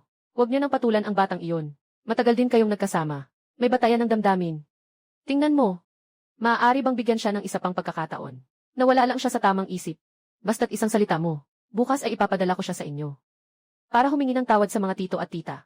Mukhang naintindihan ko na. Ito ay tungkol sa akin na yumayaman. Gusto kong bumalik si Li Jing. Upang ipagpatuloy ang ating kapalaran. Medyo masyado ng pangit ang paraan ng pagkain. Tahimik akong nagsalita. Tita Wang. Tinawag ko lang siya. Agad siyang tumahimik.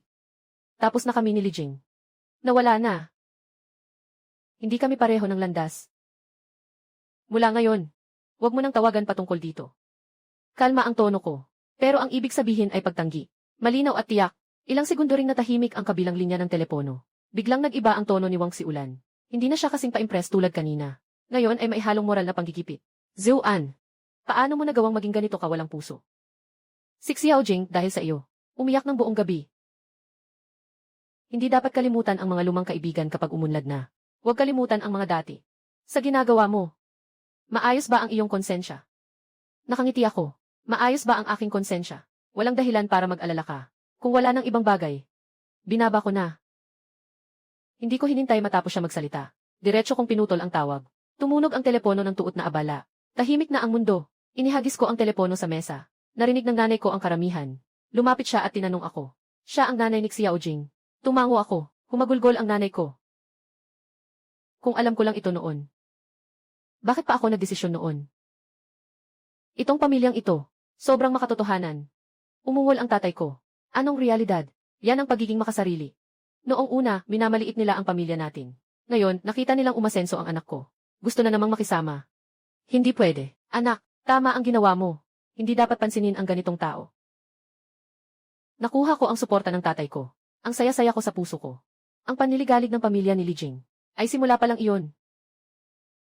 Kinabukasan, nakakatanggap ako ng tawag mula sa isang malayong kamag-anak mula sa aming bayan.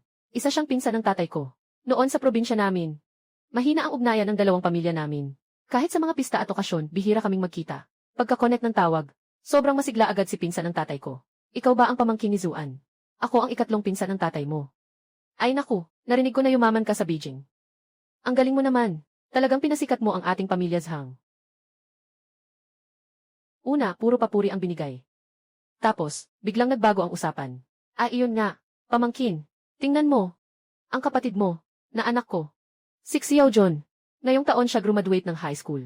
Hindi siya nakapasa sa kolehiyo. Kaya nasa bahay lang siya ngayon. Tingnan mo dyan. Kulangan pa ba ng tao dyan? Kahit anong trabaho pwedeng gawin. Di pumipili. Basta makakain lang. Hindi ko pa nasasagot. Sabi niya ulit. At saka pa nga, hindi maganda ang pakiramdam ng tiyan mong ikatlo nitong mga araw. Palagi siyang sumasakit ang likod. Gusto niyang magpatingin sa malaking ospital sa Beijing. Tingnan mo nga kung pwede mo kaming matulungan magpa-schedule. Sabay na rin. Matagal na rin tayong hindi nagkikita. Puntahan din namin kayo ng kuya mo at ate mo. Ang galing mo talagang magplano. Narinig ko pa ito sa Beijing. Isang tao lang ang kailangan. Gusto pa nilang isama pati pamilya. Sinasabi nilang aalagaan ang pagkain, tirahan at trabaho. Pati pagpunta sa doktor. Tio, kasalukuyan palang nagsisimula ang kumpanya namin. Hindi muna kami tumatanggap ng tao. Ang mga ospital sa Beijing.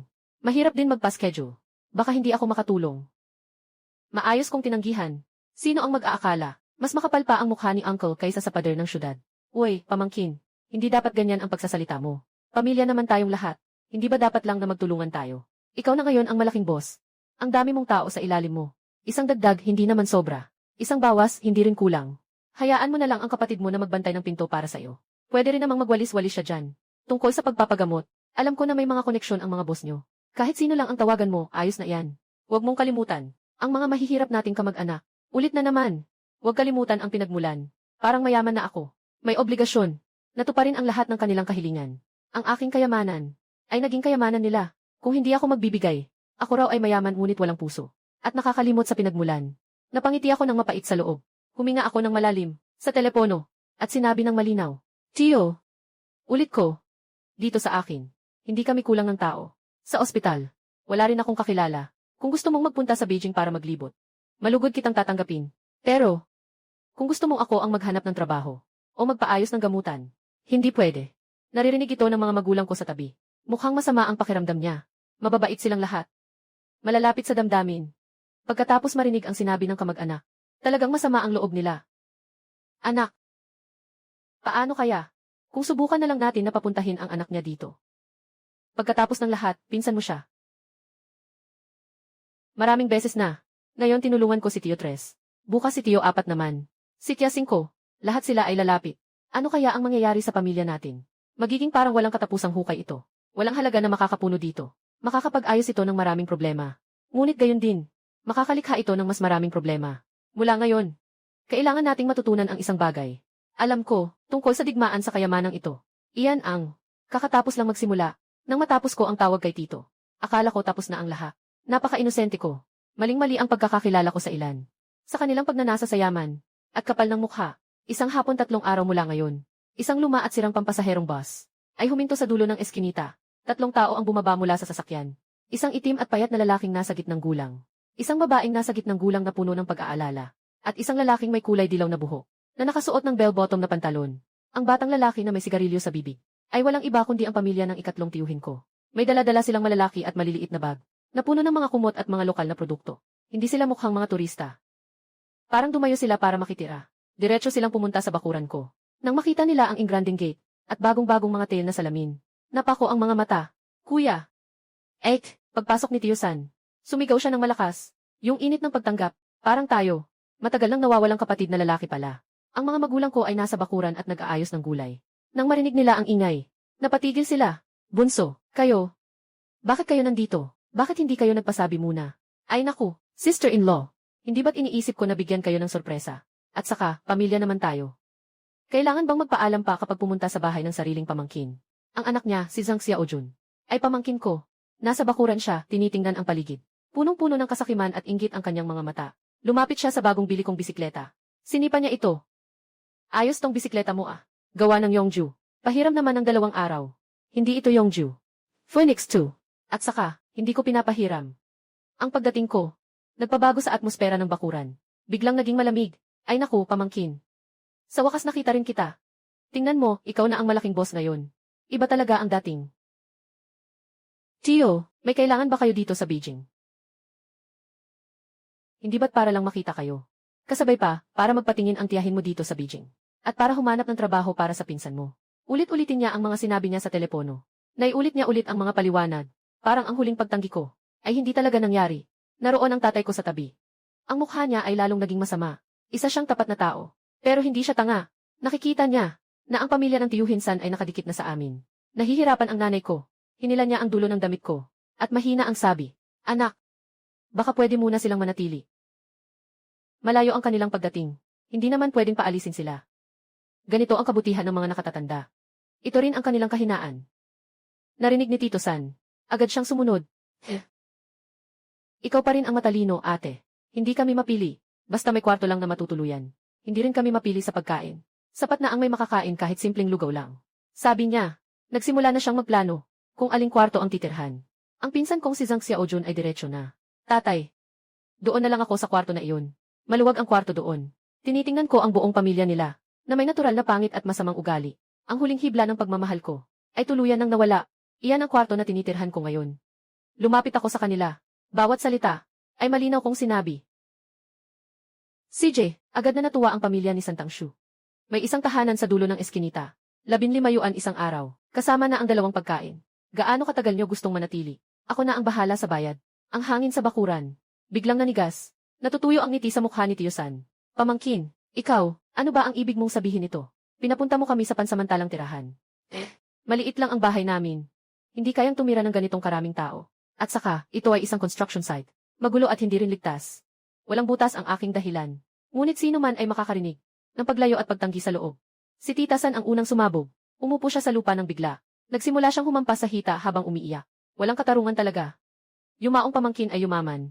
Hindi na niya kinikilala ang mga mahihirap na kamag-anak. Malayo kaming naglakbay. Hindi man lang kami nakainom ng mainit na tubig. At gusto niya pa kaming paalisin. Paano pa kami mabubuhay?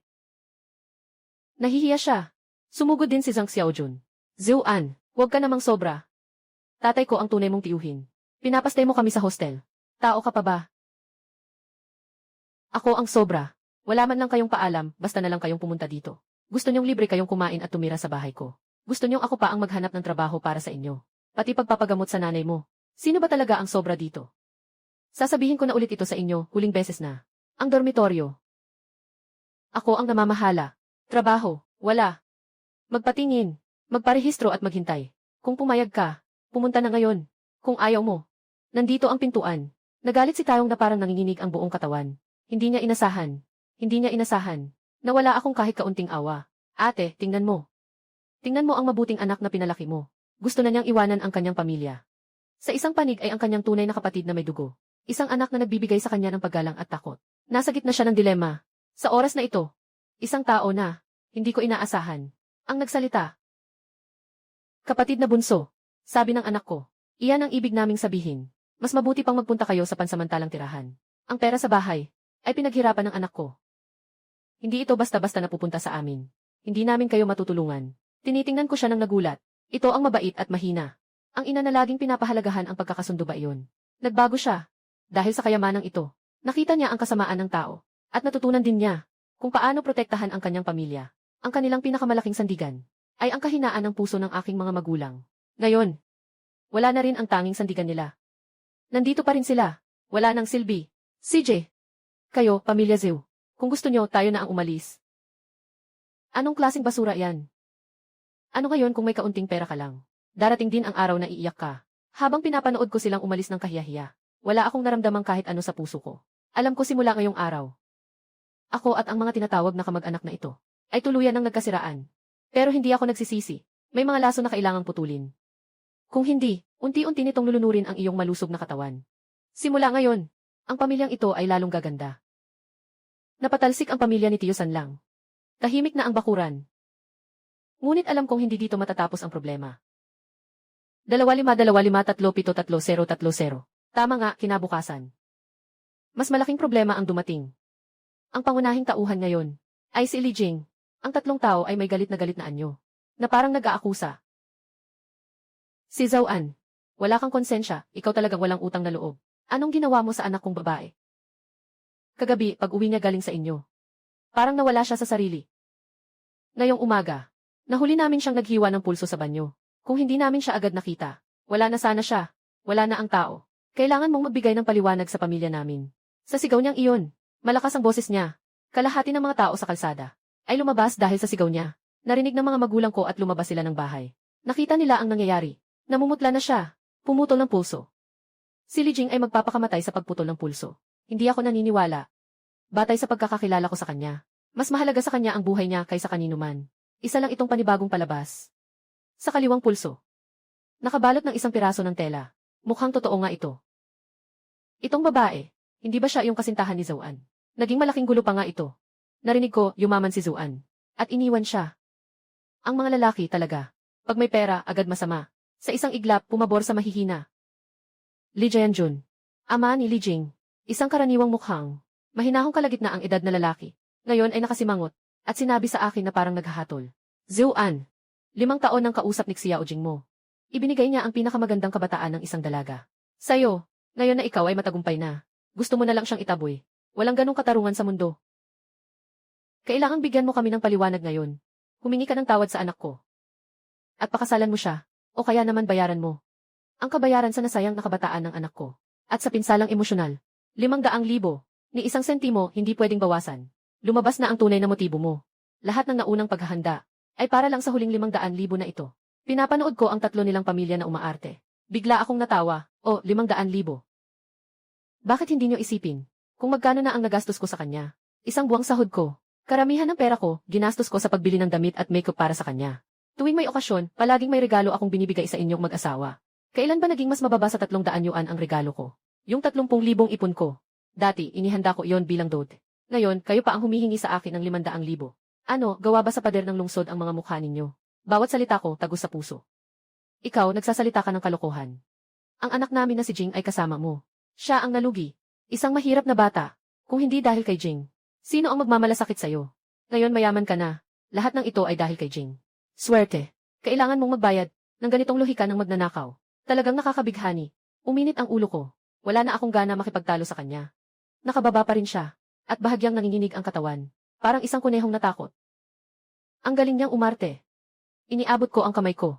At hinawakan ang kanyang baba. Pinilit ko siyang itaas ang ulo niya. Sa mga mata niya, puno ng luha. At napakaawa-awa niya. Li Jing. Tinitigan ko ang kanyang mga mata. Hindi malakas ang boses ko. Pero sapat para marinig ng lahat sa paligid. Talaga bang naghiwa ka ng pulso? Kinagat niya ang kanyang labi. Tumango siya. Tumulo ang luha sa kanyang pisngi. Sakto, pumunta na tayo sa ospital ngayon. Para makita ng doktor kung gaano kalalim ang sugat mo. At saka magpa-check up. Para makita kung ang dugo sa pulso mo ay pareho ng dugo sa katawan mo. Kung pareho ba ang blood type. Kung ako naman kapag nagsalita na. Namuti bigla ang mukha ni Li Jing. Parang kidlat na pumuti ang kanyang mukha. May bakas ng pagkataranta sa kanyang mga mata. Anong ibig mong sabihin? Pinag-iisipan mong nagkunwaring magpakamatay ang anak ko. Zouan, sobra ka na. Totoo ba o hindi? Malalaman natin yan pag pumunta tayo sa ospital. Tama lang, hayaan mo ring sumama ang mga kasama sa istasyon ng pulisya. Bilang saksi. Panggugulo at pangingikil ng 500,000. Napakalaki ng halaga. Sapat na para sa inyong 3 pamilya. Na makulong ng 10 taon. 8 taon na. 3 salita ng istasyon ng pulis. Parang isang malakas na kulog. Na tumama sa pamilya ni Li Jing, na tila nasa labas ay sunog ngunit sa loob ay malambot. Gusto lang nilang magpanggap at manghufot ng pera. Hindi nila inisip na direktang dadalhin ang bagay sa istasyon ng pulis. Si Wang Xiulan ay hindi na naglakas ng loob na magmura. Si Li Jing ay labis na natatakot at nanginginig. Ang tinatawag nilang sugat sa kanyang pulso ay gawa lang ng pulang gamot na pangsugat. Kapag sinuri sa ospital, agad itong mabubunyag. Hindi na ito magiging usapin ng emosyonal na alitan. Ito na ay kasong kriminal. Tinitingnan ko silang natatakot ng sobra. Wala akong kahit kaunting kasiyahan sa puso ko. Nakakalungkot lang talaga.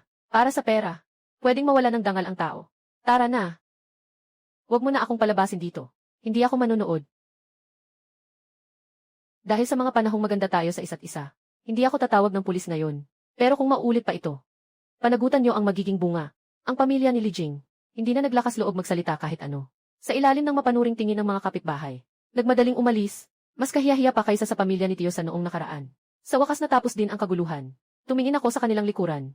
Ganap na naipasa ang nakaraan. Ang babaeng ito, simula noon, wala na siyang kahit anong halaga sa aking buhay. Lumiko ako, at sinabi sa aking mga magulang, Mama, Papa, sa inyo na ang Beijing dito. Kailangan kong lumakbay ng malayo. Saan? Tinitingnan ko ang kalangitan sa timog. Malalim ang aking pagtingin. Pupunta ako sa Shanghai. Sa isang lugar kung saan ang pera ay pwedeng palagin. Ang desisyon na pumunta sa Shanghai, hindi ito basta-basta naisip lang. Ang pag-aayos ng bakuran ay nasa huling yugto na. Ang natitira ay mga gawaing dekorasyon na lang. Sapat na nabantayan ito ng mga magulang ko. At kailangan kong hanapan ng bagong daan. Ang aking kayamanan. Pero kung gusto mong magtagumpay sa magulong dekada 90, talagang nakatayo sa tuktok ng alon. Kailangan kong pumunta. Doon. Sa lungsod na umuugong na sa kapital. Shanghai. Nakausap ko na ang mga magulang ko tungkol dito. Itong 200,000 ay para sa kanila. Bilang reserbang pera ng pamilya. At ang natitirang bayad sa renovation. Ang natitirang 400,000. Pinalitan ko ito ng cash. Nakaimbak sa isang malaking bag na tela. Handa nang dalhin sa Shanghai. Ang nanay ko. Nakatingin sa malaking bag ng pera. Sobrang nag-aalala. Anak. Delikado ang magdala ng ganito karaming pera. Mas mabuti sigurong ilagay mo na lang sa bangko. Ma, ngayon, napakahirap mag-withdraw ng pera sa ibang probinsya. At kailangan ko ng cash para sa gagawin ko. Noong 1,990, hindi pala ganap ang electronic payment. Malalaking transaksyon. Ang pinakamaasahang paraan ay cash. Mas bukas ang isip ng tatay ko kaysa kay nanay. Sige na. Ang tunay na lalaki ay may pangarap sa malalayong lugar. Nasa bahay kami ni nanay mo. Hindi mo kailangang mag-alala. Mag-ingat ka kapag nasa labas. Ito ang 200 pesos na ipon ko na lihim. Hawak mo, tinitingnan ko yung 200 piso. Medyo namumuo ang luha sa mga mata ko. Baka ito na ang halos lahat ng naipon ng tatay ko sa buong buhay niya. Hindi ko tinanggihan. Tinanggap ko ito. At inilagay sa bulsa ko. Tay, naiintindihan ko na. Kinabukasan, dinala ko ang mabigat na canvas bag sa likod. Sumakay ako sa tren papuntang timog. Ang birding tren. Klang-klang-klang. Puno ng tao ang loob ng bagon. Hinalo ang amoy ng pawis at instant noodles sa hangin. At iba't ibang hindi kilalang amoy. Bumili ako ng kwartong may kama. Pero hindi ako nakatulog buong biyahe. Mahigpit kong niyakap ang canvas bag na may pera. Mahigpit ko itong niyakap sa dibdib. May 400,000 piso ang laman. At may isang maliit na yellowfish. Para sa anumang pangangailangan. Kahit sino mang lumalapit sa akin. Pinag-iingat ko siya ng mapanuring tingin. Napakasakit ng paglalakbay na ito. Pagkalipas ng ilang oras. Sa wakas dumating ang tren sa Shanghai Station. Lumabas sa istasyon. Sumalubong ang mainit at mahalumigmig na hangin. Iba ito sa tuyong malamig na hangin. Ang tanawin sa harapan ko ay talaga namang nakakabigla. Mga bahay na magkakatabi. Mga uso at modernong lalaki at babae. Maraming tumatakbong. Mga imported na kotse na hindi ko matatawag ang pangalan. At ang palaging naririnig. Malambing na wika ng gu. Ang kasaganaan at modernidad ng lungsod na ito. Higit pa ito sa inaasahan ko. Hindi ako nagmadaling asikasuhin ang mga dapat gawin. Naghanap muna ako ng mukhang maayos at lehitimong hotel at doon ako tumuloy. Itinago ko ang pera sa kwarto. Pagkatapos, lumabas muna ako para mag-ikot. Pumunta ako sa The Bund. Tiningnan ko ang Peace Hotel. Pumunta ako sa Nanjing Road. Naramdaman ko ang kasiglahan ng 10 milyang banyagang pamilihan. Parang isang mausisang turista ako. Tinitingnan ko ang lahat ng bagay sa lungsod na ito. Ngunit alam ko, hindi ako dito para maglibot. Kinabukasan, pumunta ako sa aking huling destinasyon sa paglalakbay na ito. Hotel ng Pujiang, distrito ng Huangpu. Ang unang palitan ng security sa China, Shanghai Stock Exchange, ay ipinanganak dito. Nang tumayo ako, sa harap ng pintuan ng Peacock Hall, malinaw kong naririnig ang tibok ng aking puso. Alam ko na sa likod ng pintong ito ay isang bagong mundo. Isang mundo na maaaring magpayaman ng biglaan o magpabagsak ng lahat ng ari-arian sa isang iglap. Isang mundo, huminga ako ng malalim at pumasok ako. 013 hindi malaki ang trading hall. Ngunit ang mga tao'y maingay. Ang pulang vest ay simbolo ng mga negosyante. Sila'y nagtipon sa harap ng counter na sumisigaw ng malakas ng mga pangalan at presyo ng mga stock. Ang elektronikong screen sa pader ay medyo simple pa. Naka-red at green na mga letra sa itaas. Ipinapakita ang real-time na presyo ng ilang mga stock.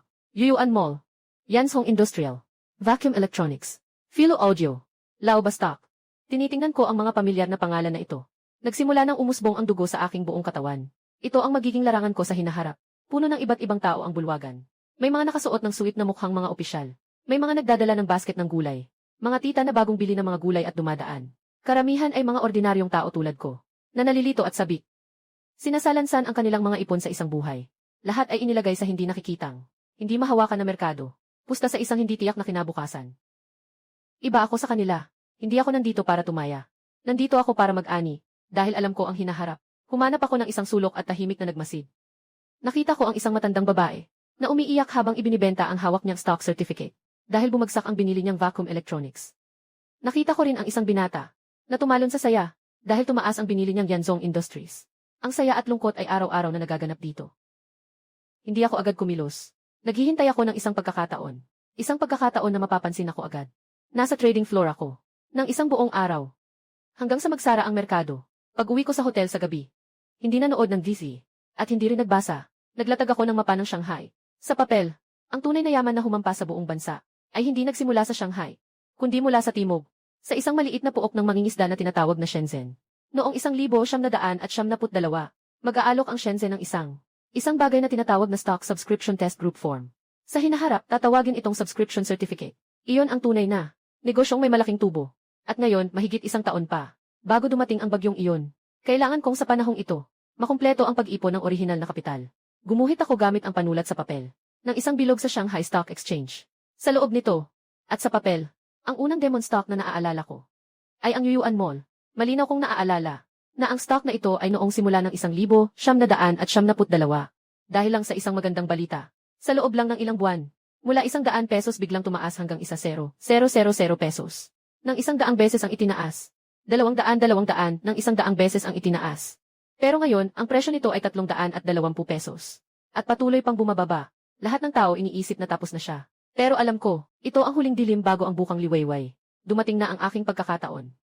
Bukas, gagamitin ko ang perang ito upang buksan ang pinakawalang katinuan na pintuan ng panahong ito. Bukas, magbabago ang lahat.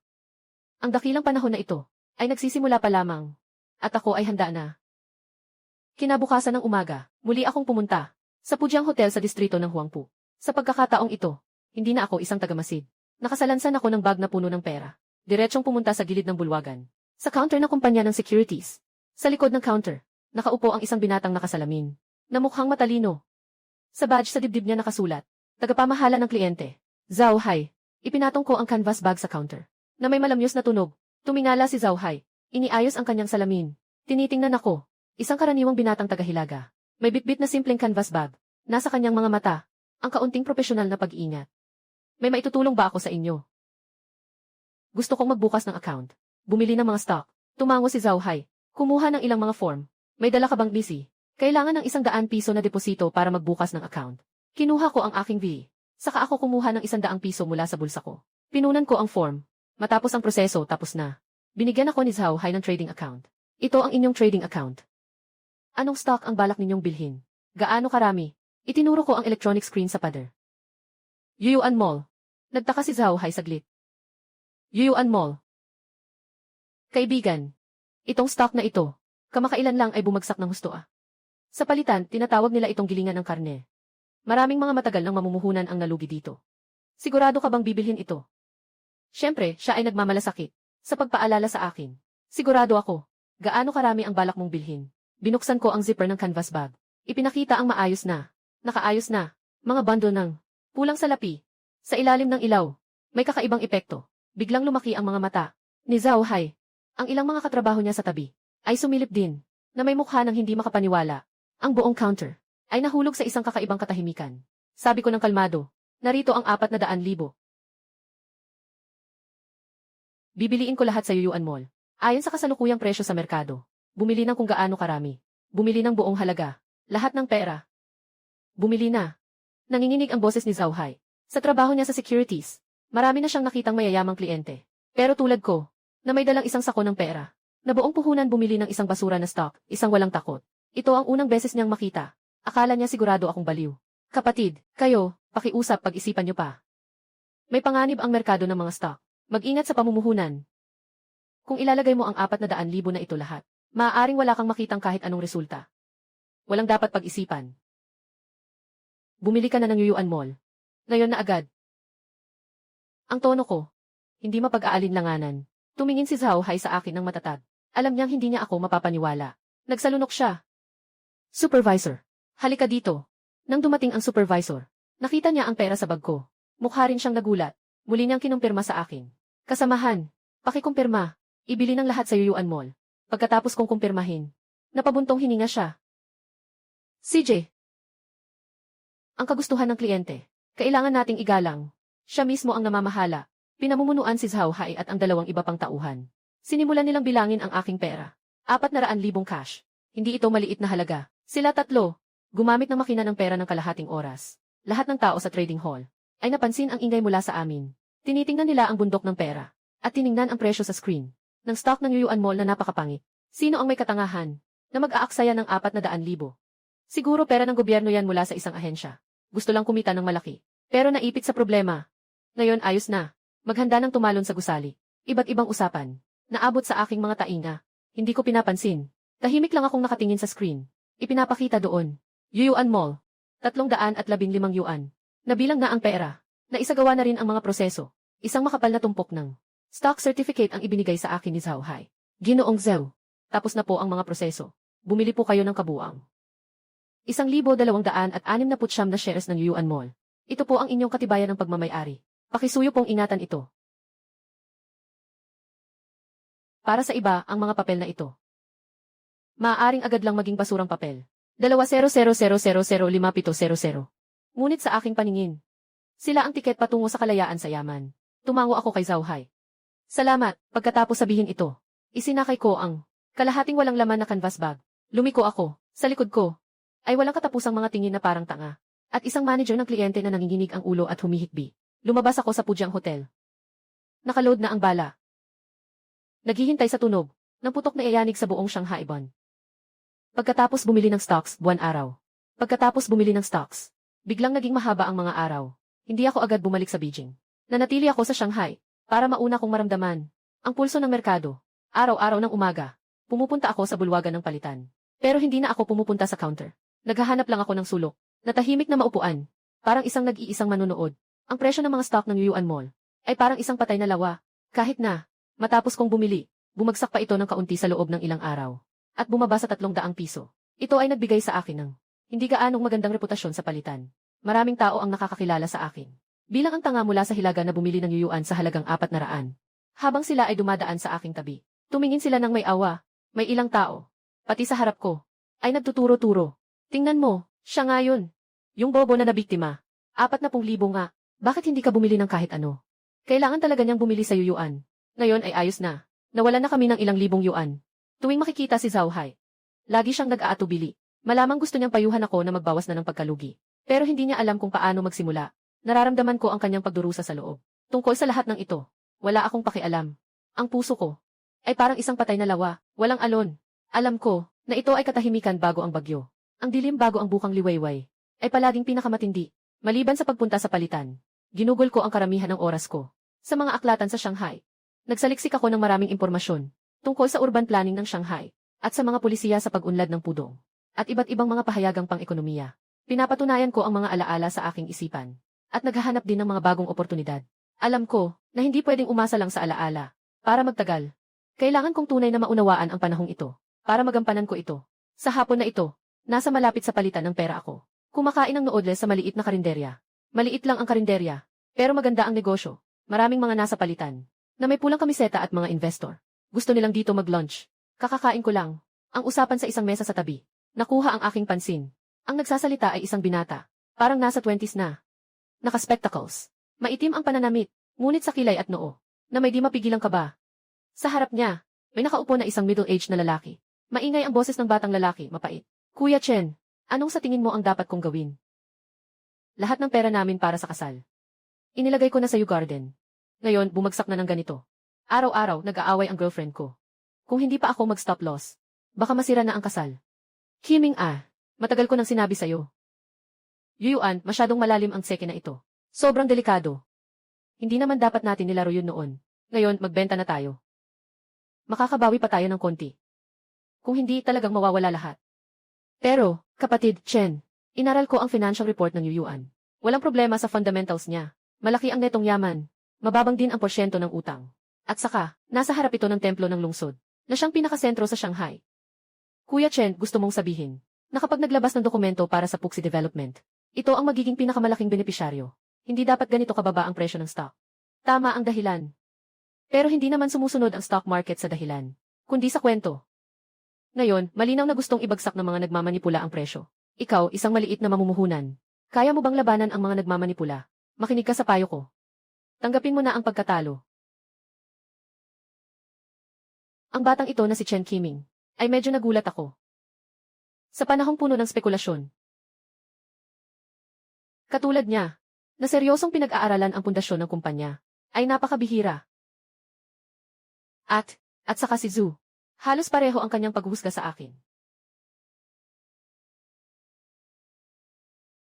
Tinitigan ko siya, bigla akong nakaramdam ng awa. O kaya naman, ito ay pagmamahal. Ganitong klase ng tao, kung makakayanan niya ang pagsubok na ito, ang hinaharap ay walang hanggan. Tumayo ako. Pumunta ako sa harap ng kanilang mesa. Kaibigan na ito. Sa tingin ko, walang mali sa iyong hatol. Dapat pang hawakan ang stock na ito. Dapat pang hawakan ito. Pareho silang nagulat. Tumingin sa akin, isang hindi inaasahang bisita. Nakilala ni Chen Qiming ako. Sa kanyang mukha, dumaan ang isang komplikadong ekspresyon. May pagkagulat. At may bahagyang. Ikaw rin ang talo. Bakit mo ako tinuturuan? Malinaw na alam niya rin ako. Yung kwento ng pagbili niya sa yuyuan ng 400,000. Sa harap ko na isang kilalang tanga. Yung analysis niya sa fundamentals. Lalong nakakatawa. Sino ka ba? Bakit ka nakikialam habang nagsasalita kami? Ang dilim ay hindi magtatagal. Malapit nang dumating ang bukang liwayway. Panghawakan mo ang mga pusta mo. Magbibigay siya sa'yo ng isang sorpresa. Sabi niya, binayaran ko na. Lumakad na ako palayo. Iniwan silang dalawa. Nagtinginan sila sa isa't isa. Hindi ko alam kung gaano karami ang kayang pakinggan niya sa mga sinasabi ko. Pero sa tingin ko, dapat itong sabihin. Ang mga bagay na tulad ng tadhana ay napakakaiba. Marahil, ang mangkok ng pansit na ito ngayon ay maaaring magbago ng kapalaran ng isang tao. O kaya, wala ring mababago. Bumalik ako sa hotel at nagpatuloy sa pagbabasa ng aking libro. 1-5, 1-6, 1-7, 1-3, 1-5 mga araw 2-3, 2-5, 2-6, 2-5, 2-0, 2-3, 2-3, 2-3, 2-0, 3-1. Isang araw ay lumilipas. Ang panahon sa Shanghai. 23 ang panahon sa Shanghai. 25, 25, 25, 25, 20. Unti-unting lumalamig.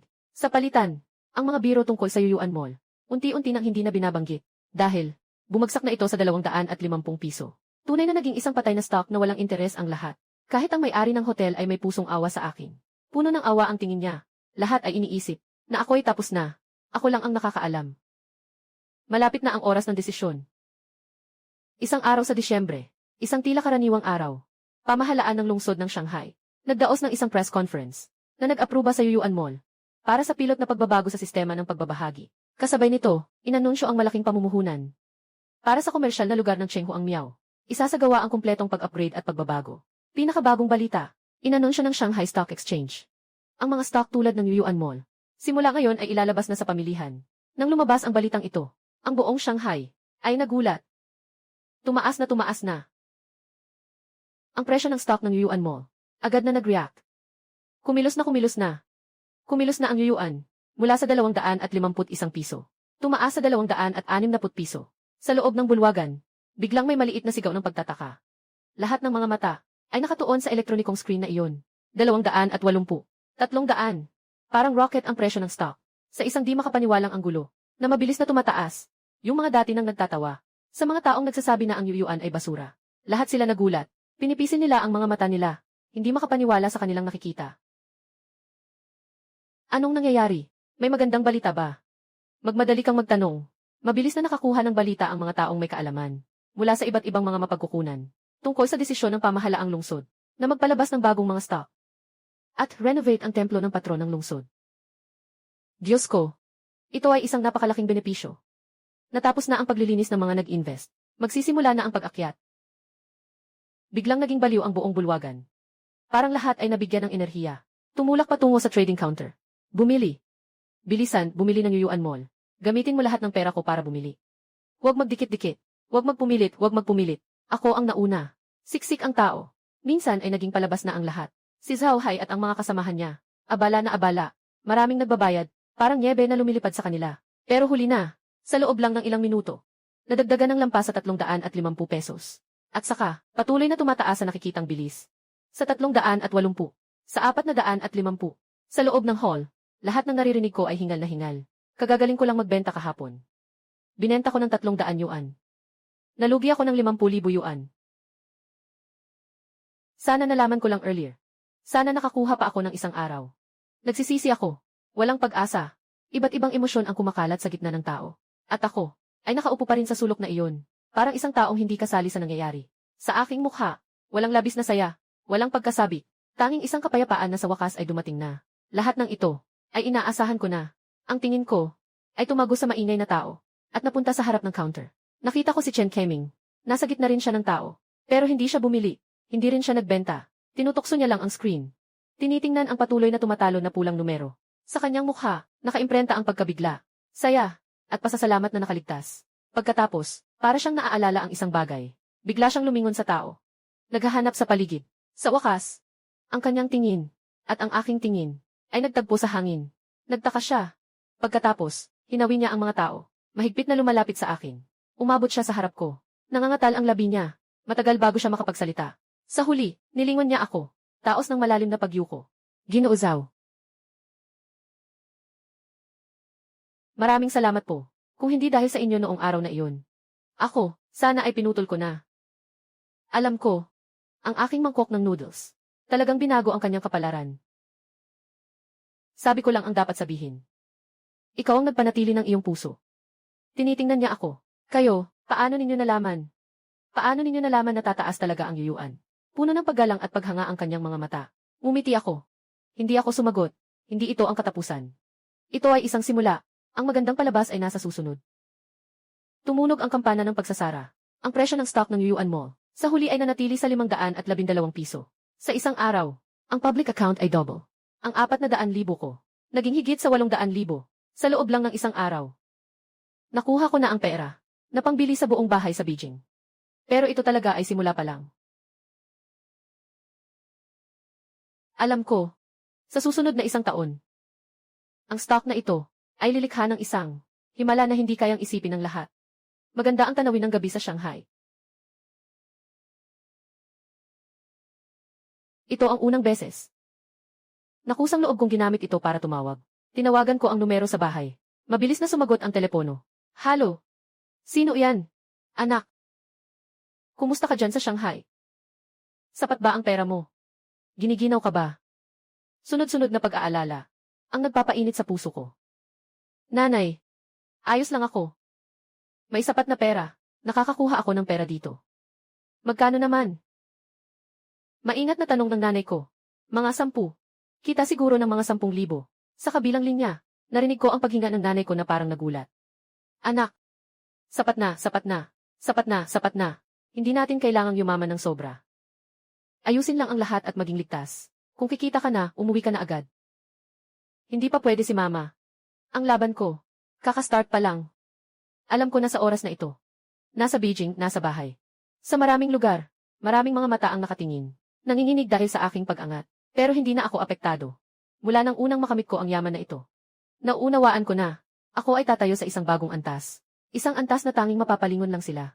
Nasa Shanghai ako. Isang taon lang iyon. Sa loob ng isang taon na iyon, hindi na ako bumalik sa Beijing. Naging tunay na stock investor na ako sa Shanghai. Yuyuan Mall 30 araw-araw na buhay.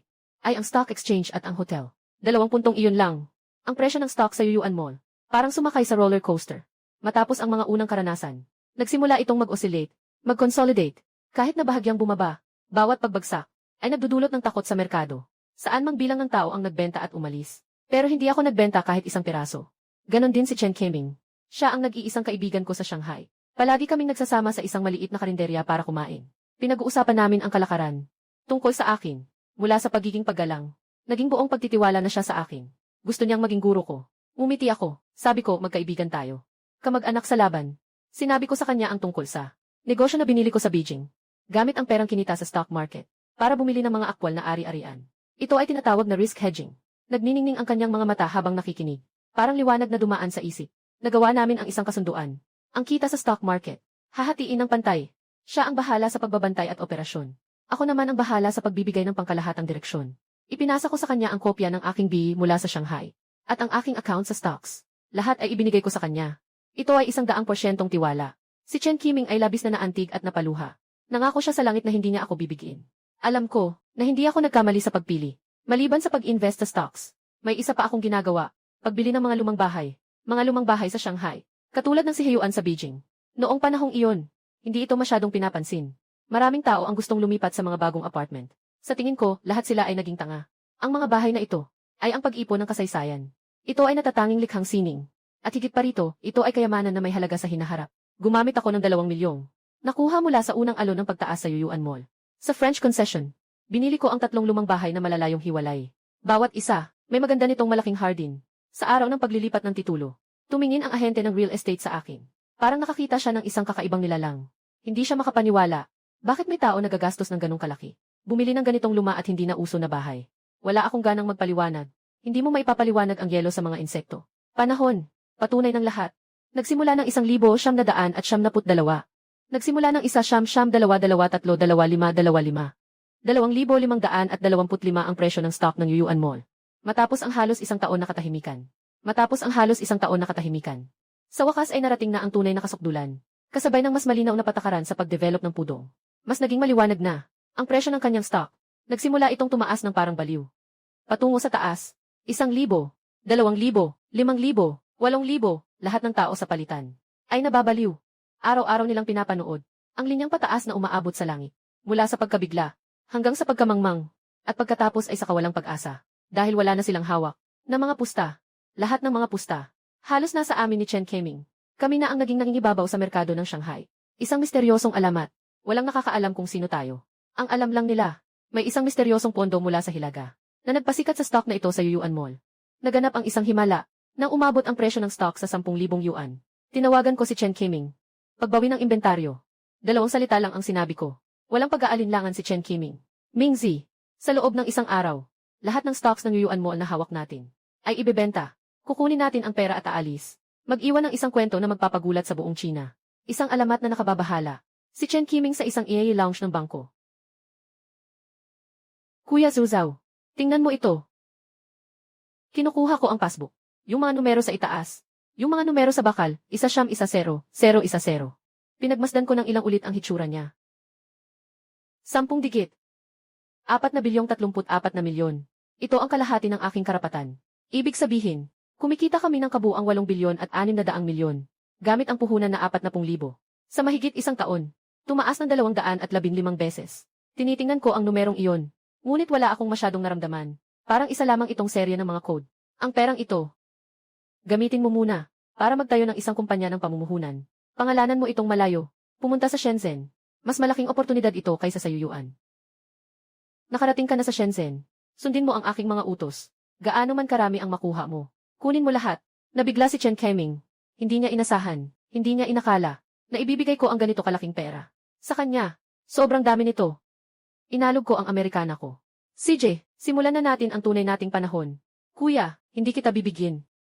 Tuloy. Mag-focus. Ayusin ang lahat sa Shanghai. Sa wakas, makakauwi na ako. Bumili ako ng tiket papuntang Beijing. Sa Hongqiao Airport, bumili ako ng sasakyan. Isang itim na, pinakabagong modelo ng Mercedes na 600. Karaniwang tinatawag na Teacherhead Benz.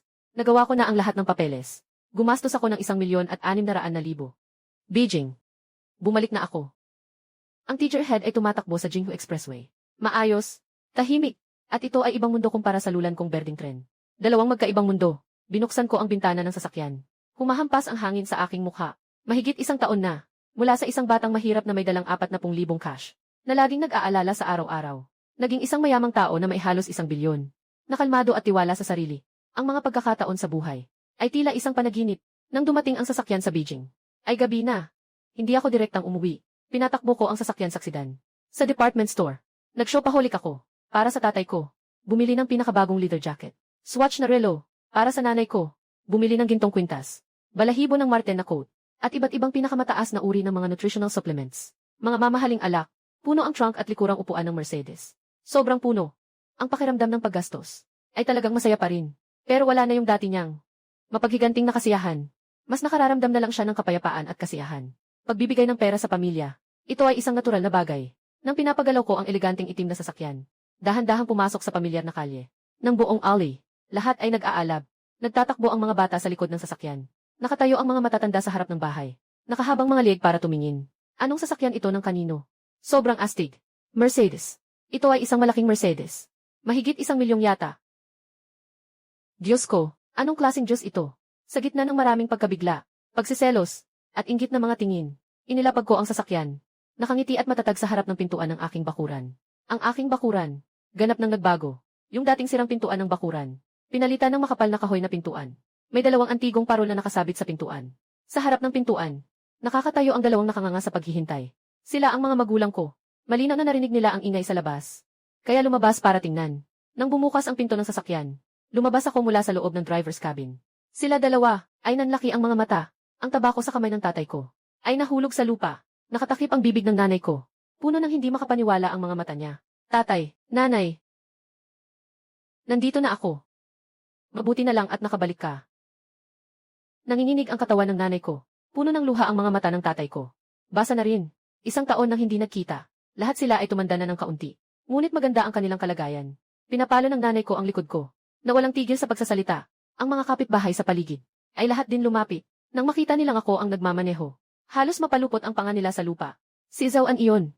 Grabe, si Zhao An talaga. Di ba pumunta siya sa Shanghai? Bakit nakauwi siya sa malakas na sasakyan?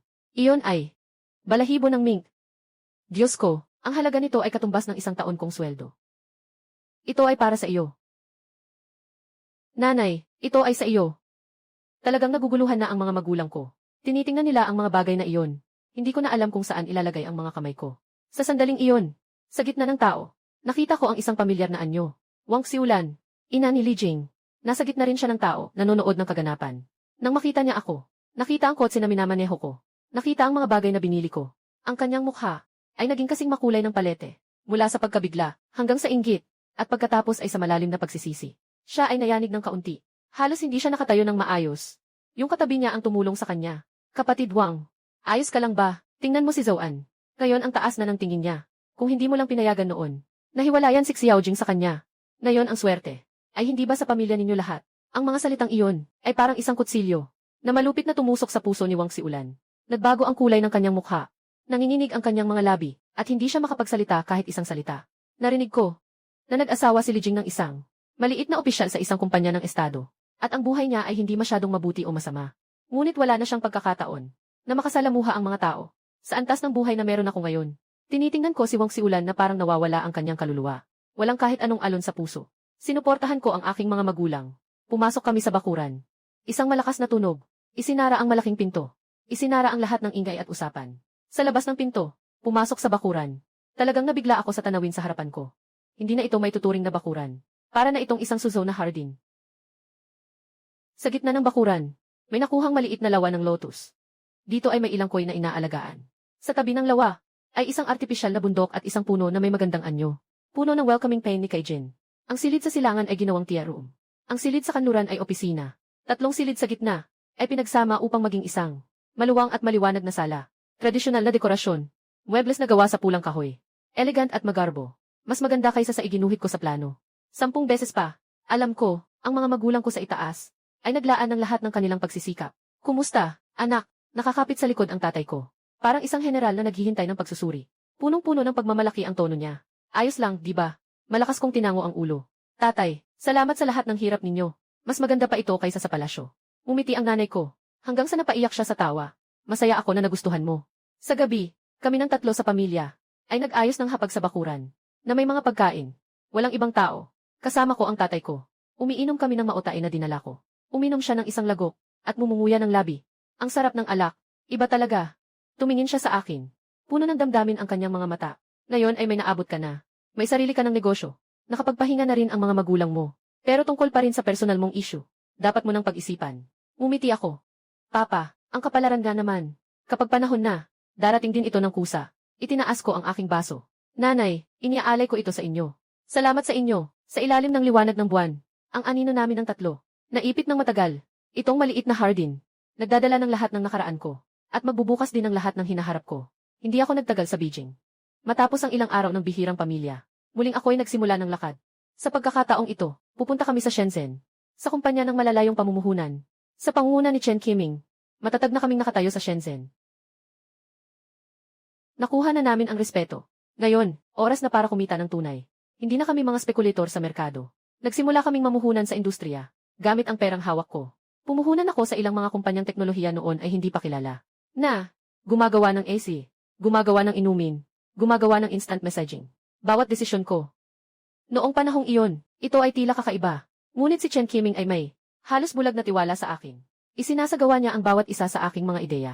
Nang perpekto. Ang aking imperyo sa negosyo ay ganito nagsimula, sa gitna ng mga tinik, likas na lumago, ilang taon pagkatapos. Nang dumaloy ang alon ng internet sa China, ang Yuanfang Capital ay naging isang hindi mapapansin na higante sa industriya. At ako, ang pangalang Zhuan, madalas ding lumalabas sa iba't ibang pabalat ng mga magasin sa pananalapi. Tinatawag nila akong galing sa pamumuhunan. Tagapanguna ng panahon. Walang nakakaalam. Ako ay isang manloloko mula sa hinaharap. Unti-unting nasasanay na rin ako sa bagong aking pagkakakilanlan. Sumakay ng eroplano sa first class. Manirahan sa 5 bituin na hotel. Laging may driver at bodyguard. Nakikipag-usap sa mga bigating tao sa iba't ibang industriya. Nagtatawanan. Marami na akong nagbago. Ngunit may ilang bagay na hindi nagbago. Halimbawa, bawat taon ginugugol ko ang kalahati ng oras ko sa pagbabalik sa maliit na bahay namin sa Beijing. Nandoon ang aking pinagmulan. Ang aking mga magulang ay tuluyan ng nabubuhay ng isang retiradong buhay na dati nilang hindi maisip Naadik ang tatay ko sa pag-aakma at pangingisda. Araw-araw may dalang pangisda. Sakay ng Audi na binili ko para sa kanya. Pumupunta sa mga lawa sa labas ng bayan. Nangingisda buong araw. Ang mga matatanda sa eskinita. Sobrang naiinggit. Samantalang ang nanay ko ay naadik sa paglalakbay. Nagpagawa ako sa kanya ng isang espesyal na driver at gabay. Binisita niya ang magagandang tanawin sa China. Lahat ng magagandang lugar ay napuntahan niya. Tuwing uwi siya, laging may dala siyang mga lokal na pasalubong. Sa bakuran, palaging puno ng kasiyahan at tawanan. Ngunit, sila ay palaging nag-uusap tungkol sa aking personal na mga issue. At parami ng parami, ipinakilala nila sa akin ang maraming mga babae, na sa tingin nila ay bagay sa akin. May mga anak na mga leader, at mayroon ding mga anak na mga negosyante. Ngunit lahat ng ito ay tinanggihan ko ng may ngiti. Tungkol sa aking kapareha, walang hinihingi, naniniwala lang ako sa pakiramdam. Sa isang maaraw na hapon, nasa bakuran ako nagbabasa. Isang babae na nakasuot ng puting damit, na may nakatali na ponytail. Bumukas ang gate ng bahay namin. Siya ang bagong nakatira sa aming alley. Nag-aaral ng sining.